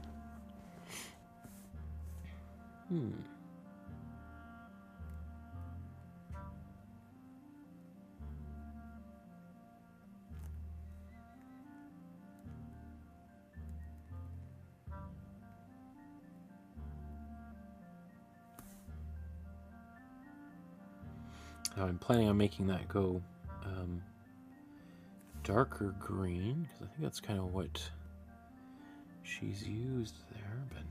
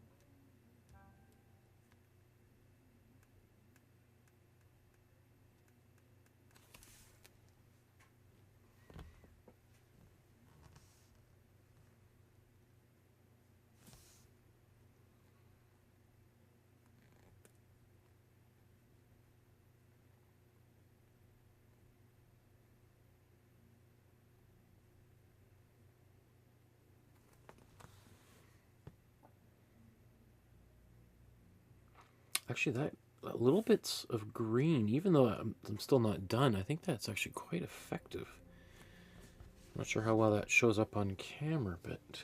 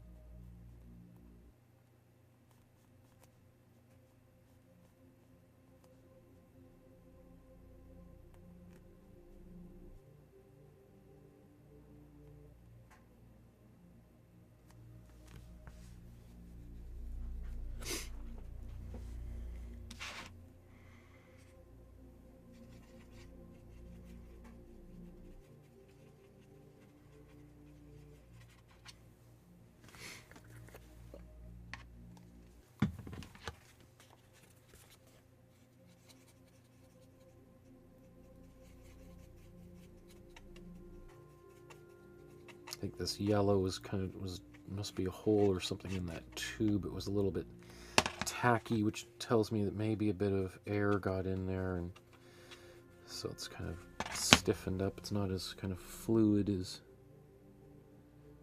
I would hope it would be. Ooh, I like that.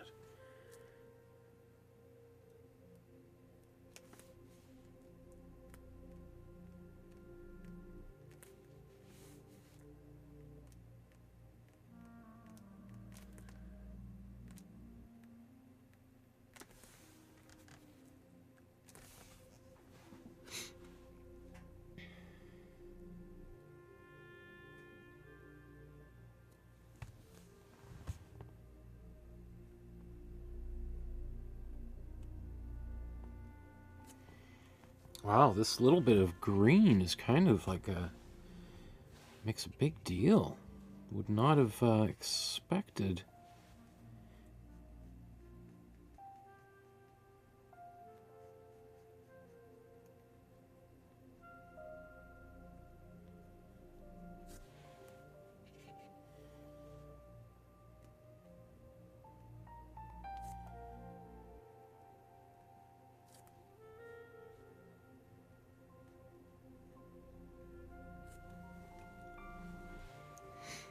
Yeah, it just gives that bit of pop of color all over the place.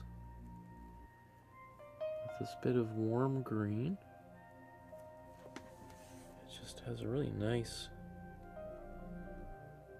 brightness.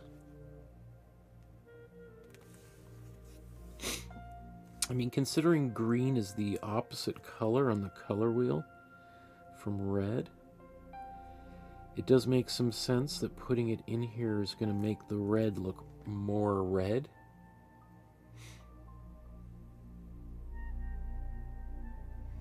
I'm almost tempted to put that in here, but I just wonder if that's too much.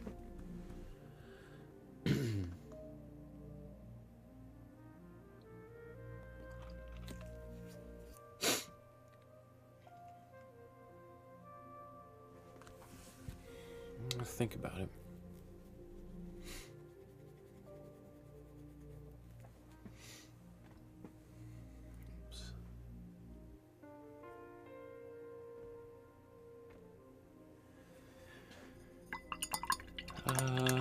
Shaka says, Michael, thank you. I'll definitely send the book to you once I get started and I have the old version of it drawn by another artist.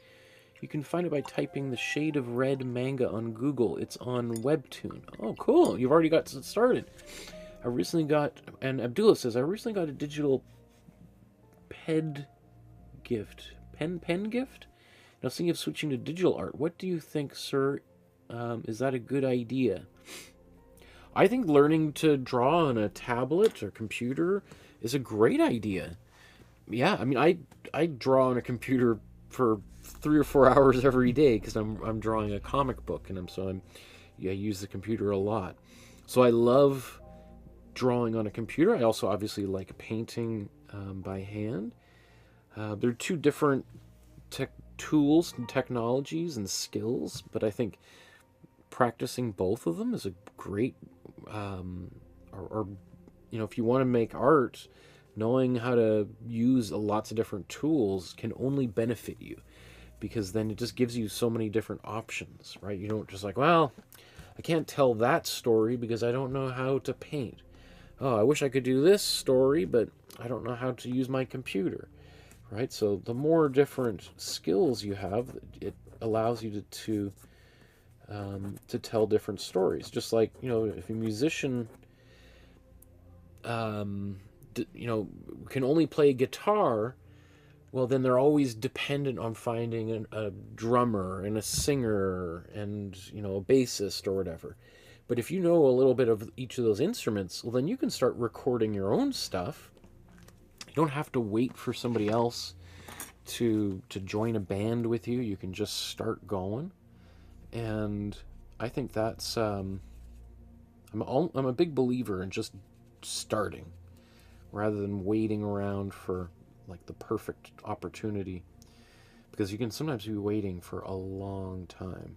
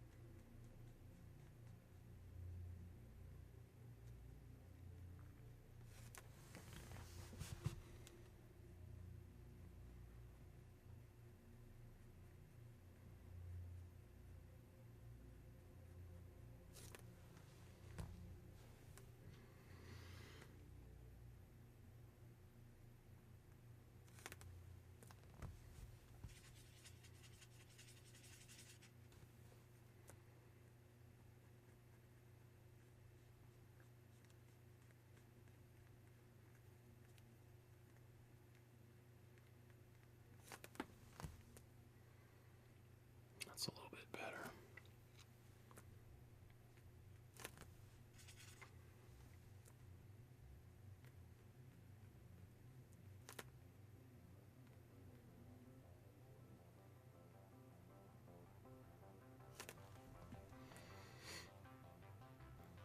So maybe a little bit darker of orange there. I think I can live with that.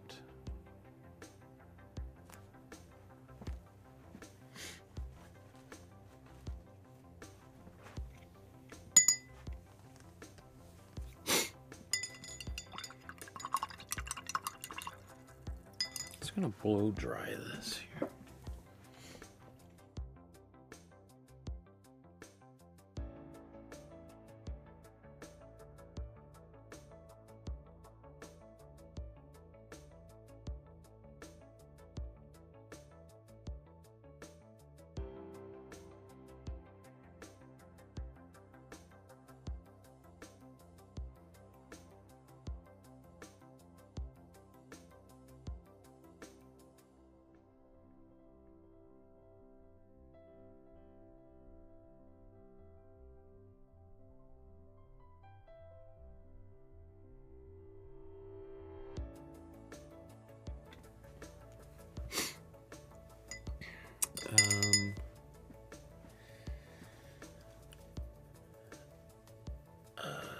Shaka says, I want to redraw my comic in my own style instead of just being the writer.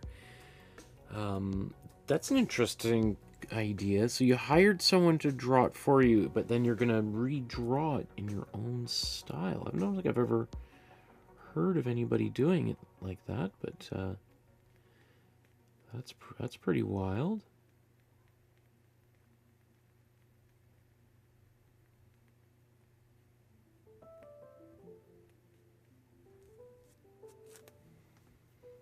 I mean, that's one of the, I think, the possible uses of things like AI tools that we were talking about earlier.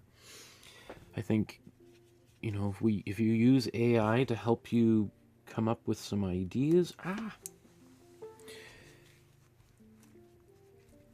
just to get the painting started, and then you inject your own style over top of it or into. Right, I think that could be one of the most useful tools for AI.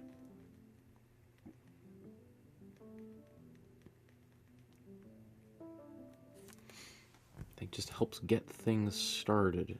And anything that can help people be more creative, I'm all for 100%.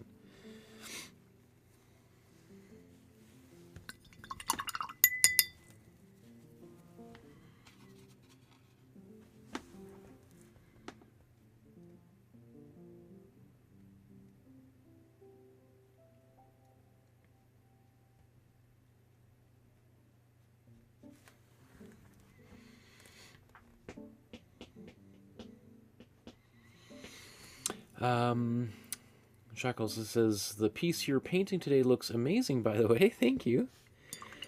And it also says, you're still doing your comic book? Where can I read it or buy it, please? Oh, it's nowhere near done. I'm still working on it. It'll be at least a year more. I've been working on it for about 6 years now. It's still gonna be working on it for probably a couple more. Let's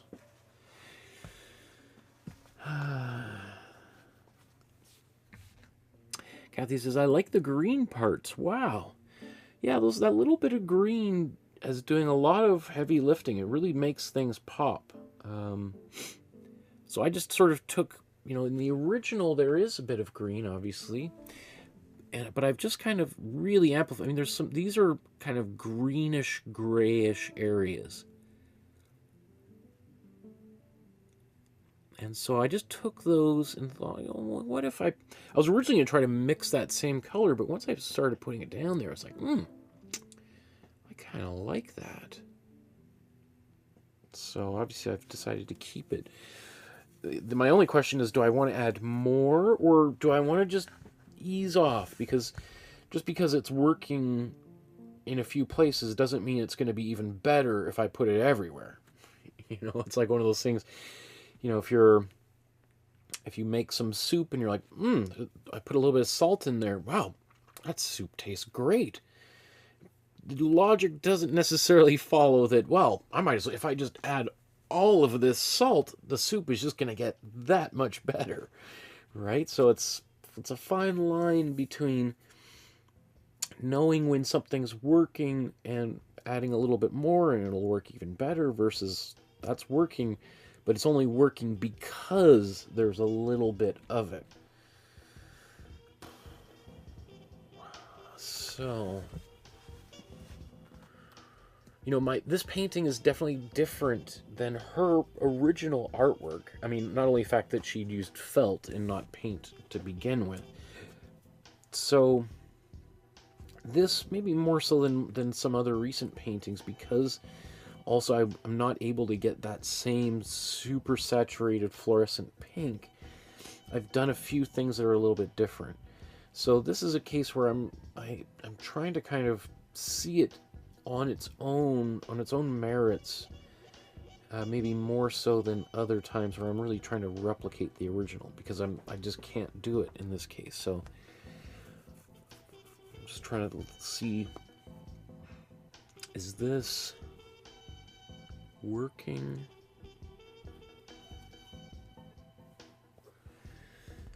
So there's this area I keep coming back to because in the original, the original painting ends kind of on the edge, right?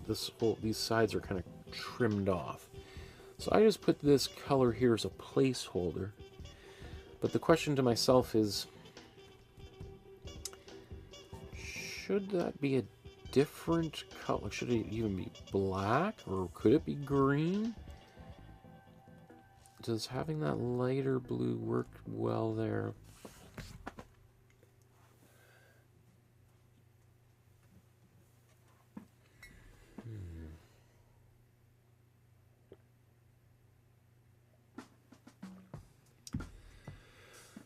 And so what I'm just doing right now is I'm squinting my eyes, I'm looking at mine, and I'm looking at the original side by side, and I'm trying to just look at the value relationships, the areas of light and dark, and have I got that?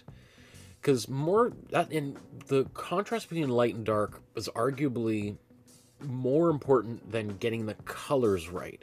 And I'm not the first person to come up with that. That's a 100-year-old painting concept. So much so that we talked about this last episode about how in more academic painting in the past, you'd paint a whole painting in black and white or in gray, which is called a grisaille, like gris for gray in French, or a verdaille, because sometimes people would do that in kind of greenish grays, or a brunaille, where you do that in brownish grays. And then once that's painted, so you're just thinking, it's basically making a black and white picture.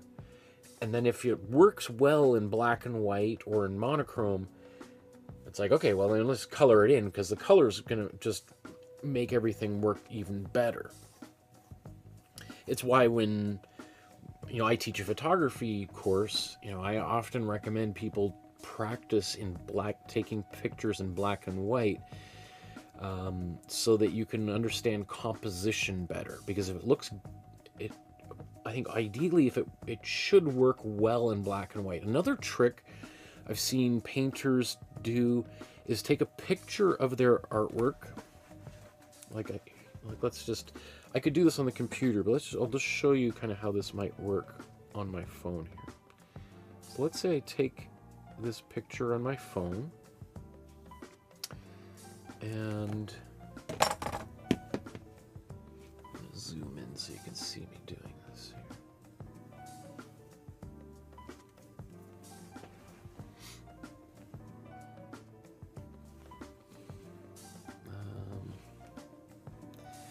So then I'm going to edit it.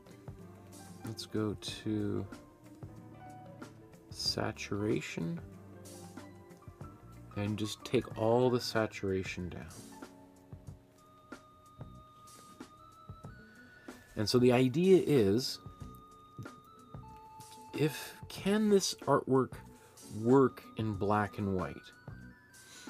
Right? Is there enough contrast here for it to work well in black and white? Because if it works well like this, it is almost always going to work really well in color. If, however, for instance, we might have blues and greens and oranges and reds, but I look at this, and let's say what I'm really looking at here, is these hands. Because that's the way when I began today's episode, those hands, it was all kind of a mushy gray in the middle. I'm just now thinking, I should have taken a picture. I was thinking this stuff, but I didn't actually talk about it or do it. But I was looking at those values, and even though there were different colors in and around these hands, they were all basically the same value, the same level of darkness between light and dark, right? So they were different colors, but the values were so similar that there was not enough contrast there. So that's why one of the first things I did today was darken some of these areas right around the hands and below the hands, in order to make the values here really pop, to make a stronger value contrast. So I'm just now looking at this and thinking, okay, well, if that works, I think the painting could be... I mean, the only thing I'm thinking about is this area right here now. Like, I could see darkening that. Because, you know, what purpose is that serving here? Let's just look at the original there just to kind of see. You know, that's... I don't know. I think... Actually, you know what? Let's... I can also do this here on the computer. So let's do this.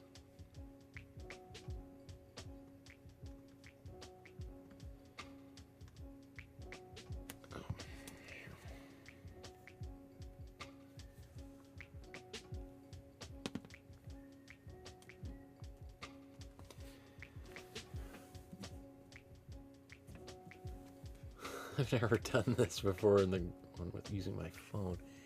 It's kind of interesting. This is a little bit...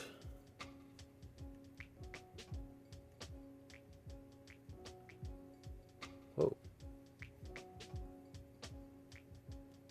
Oh, sorry, that...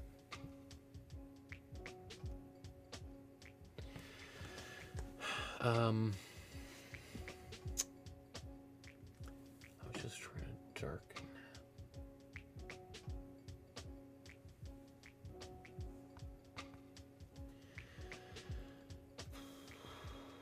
So now that I have these side by side, both in kind of black and white, we can see, you know, again, these value contrasts a little bit easier, and just sort of deciding, is there anything that's like glaringly obvious? Like you can see this area on her clothing looks a little bit brighter than the original.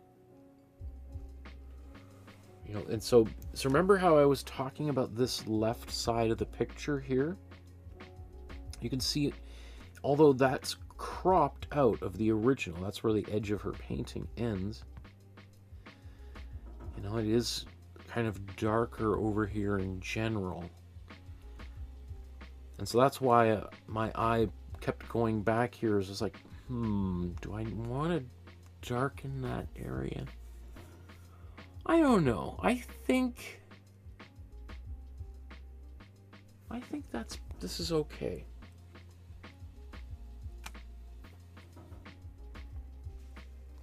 So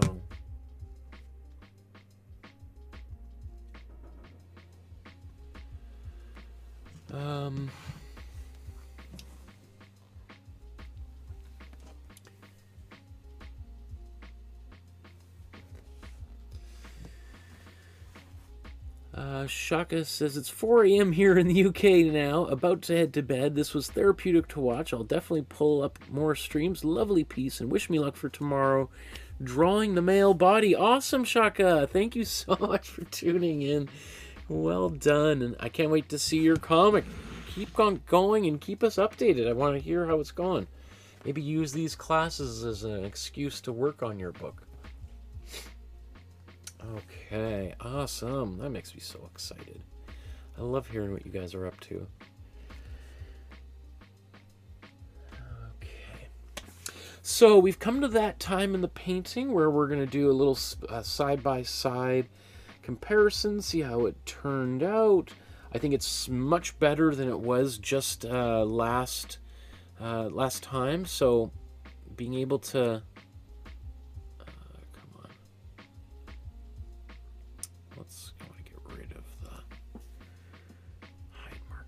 There we go. Maybe just before we do our side-by-side comparison, just a quick reminder to like, subscribe, hit the notification bell so you know when upcoming episodes like this spontaneous one I did tonight are coming up. So also, if you want to support the channel with a small donation via PayPal, there's the link below. You can send an e-transfer or a check in the mail by contacting me through my email. My email's on the my website, which is, can you see that? masterstudy.ca. right? .ca is the Canadian, instead of .com, it's .ca here in Canada. And you can also send a YouTube super chat donation as well, although YouTube takes a sizable amount of whatever you donate. So that's why I'm happy to receive it, but it's not the best bang for your buck. Okay, so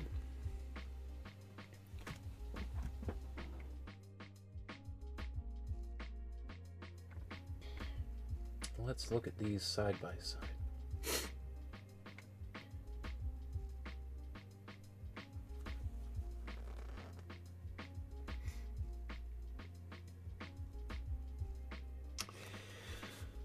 Okay, I'm actually really happy with the way this turned out. It doesn't quite have the intense fluorescent pinks of Panchenko's original painting, or actually original felt construction.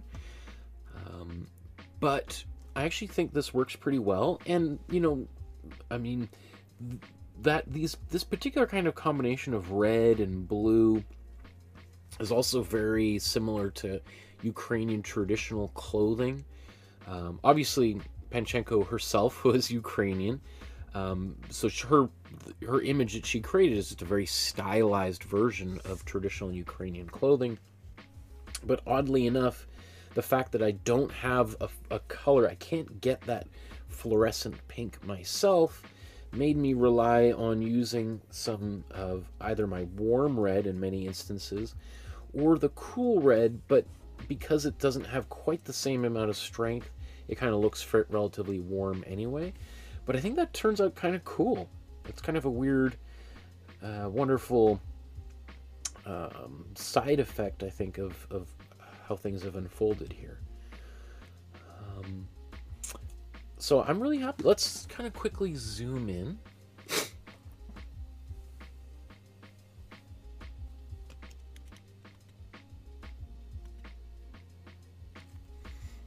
And where should we start? Let's go to the top left. So, you know, I think when I zoom in and we look at these up close, I think it'll be quite easy to see some of the glaring differences, right? We're going to see in almost every case, the colors that I'm using are different than hers.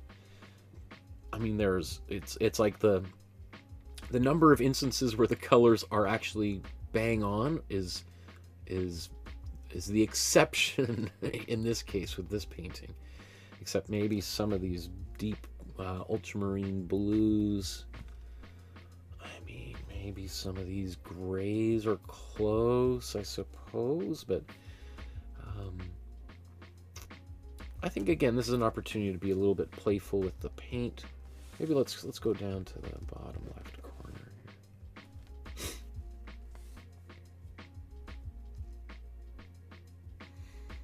So there's a little bit, you know, again, the painting kind of ends right here in her originals, but I've added this extra space here just because of the size of the canvas I'm using. So I'm just going to slide that over. As I mentioned earlier, the way that I've painted these flowers, there are pink flowers in hers, and they've turned into sort of red stars on mine. Now, it's a little bit of a, you know, it's not the same, but I don't mind it like that. And I could have spent time trying to change it, but I don't mind just kind of embracing it for what it is. Again, you can see these little bits of green in there I think actually work quite well.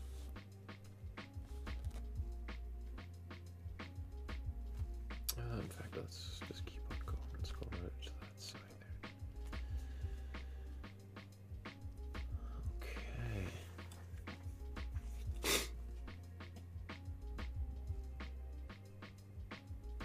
Yeah, all that works well. You can see again, rather than being pink, mine's kind of a little bit more red.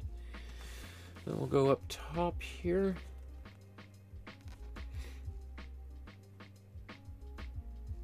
Yeah. I can certainly live with this.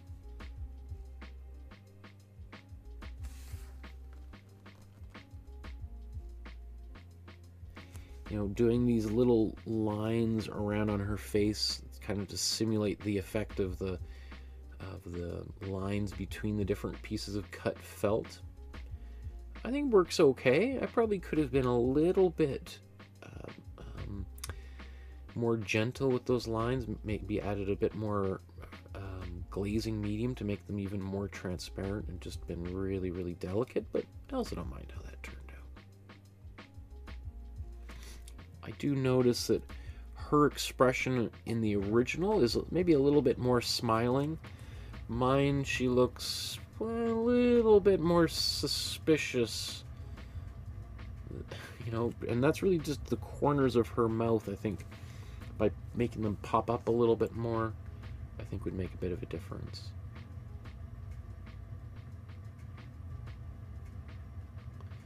Oh, I do notice I could paint a line in between her. You know, I'm just going to leave it like this.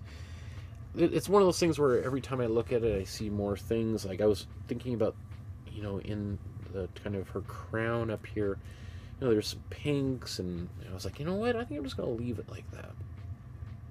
And so I have. Okay.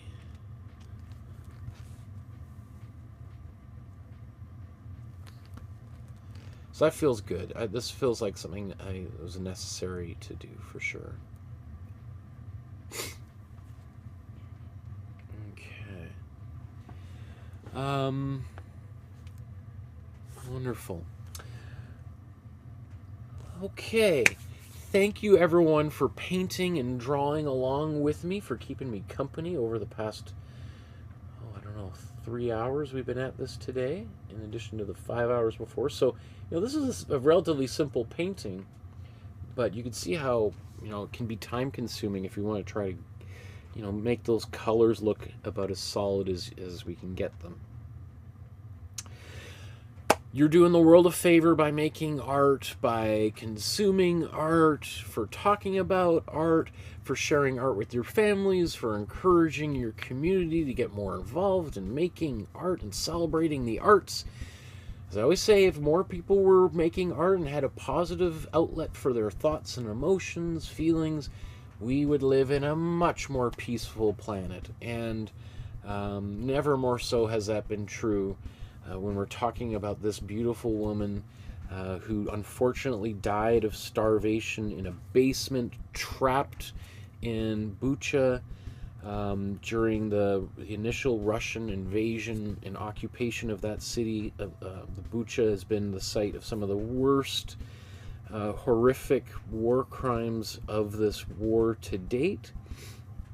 And this great artist, it's just what happened to her, being trapped in her basement, not allowed to leave, under threat of being killed, ultimately caused her to die. And my hope today is, by kind of spending 2 episodes honoring this woman, that maybe people will be able to celebrate her more and more going forward, and really think of the positive effect that she brought to her community and to her family. And yeah, we must never forget those atrocities that are unfortunately happening every day back in my homeland. Very happy to be here in Canada, but there's people who unfortunately are trapped there and are fighting for freedom. So consider supporting Ukraine. There's a bunch of links in the description below. We'll see you guys again in a future episode. Take care. I might even be here tomorrow. That's why you should hit the subscribe button. Good night, everybody.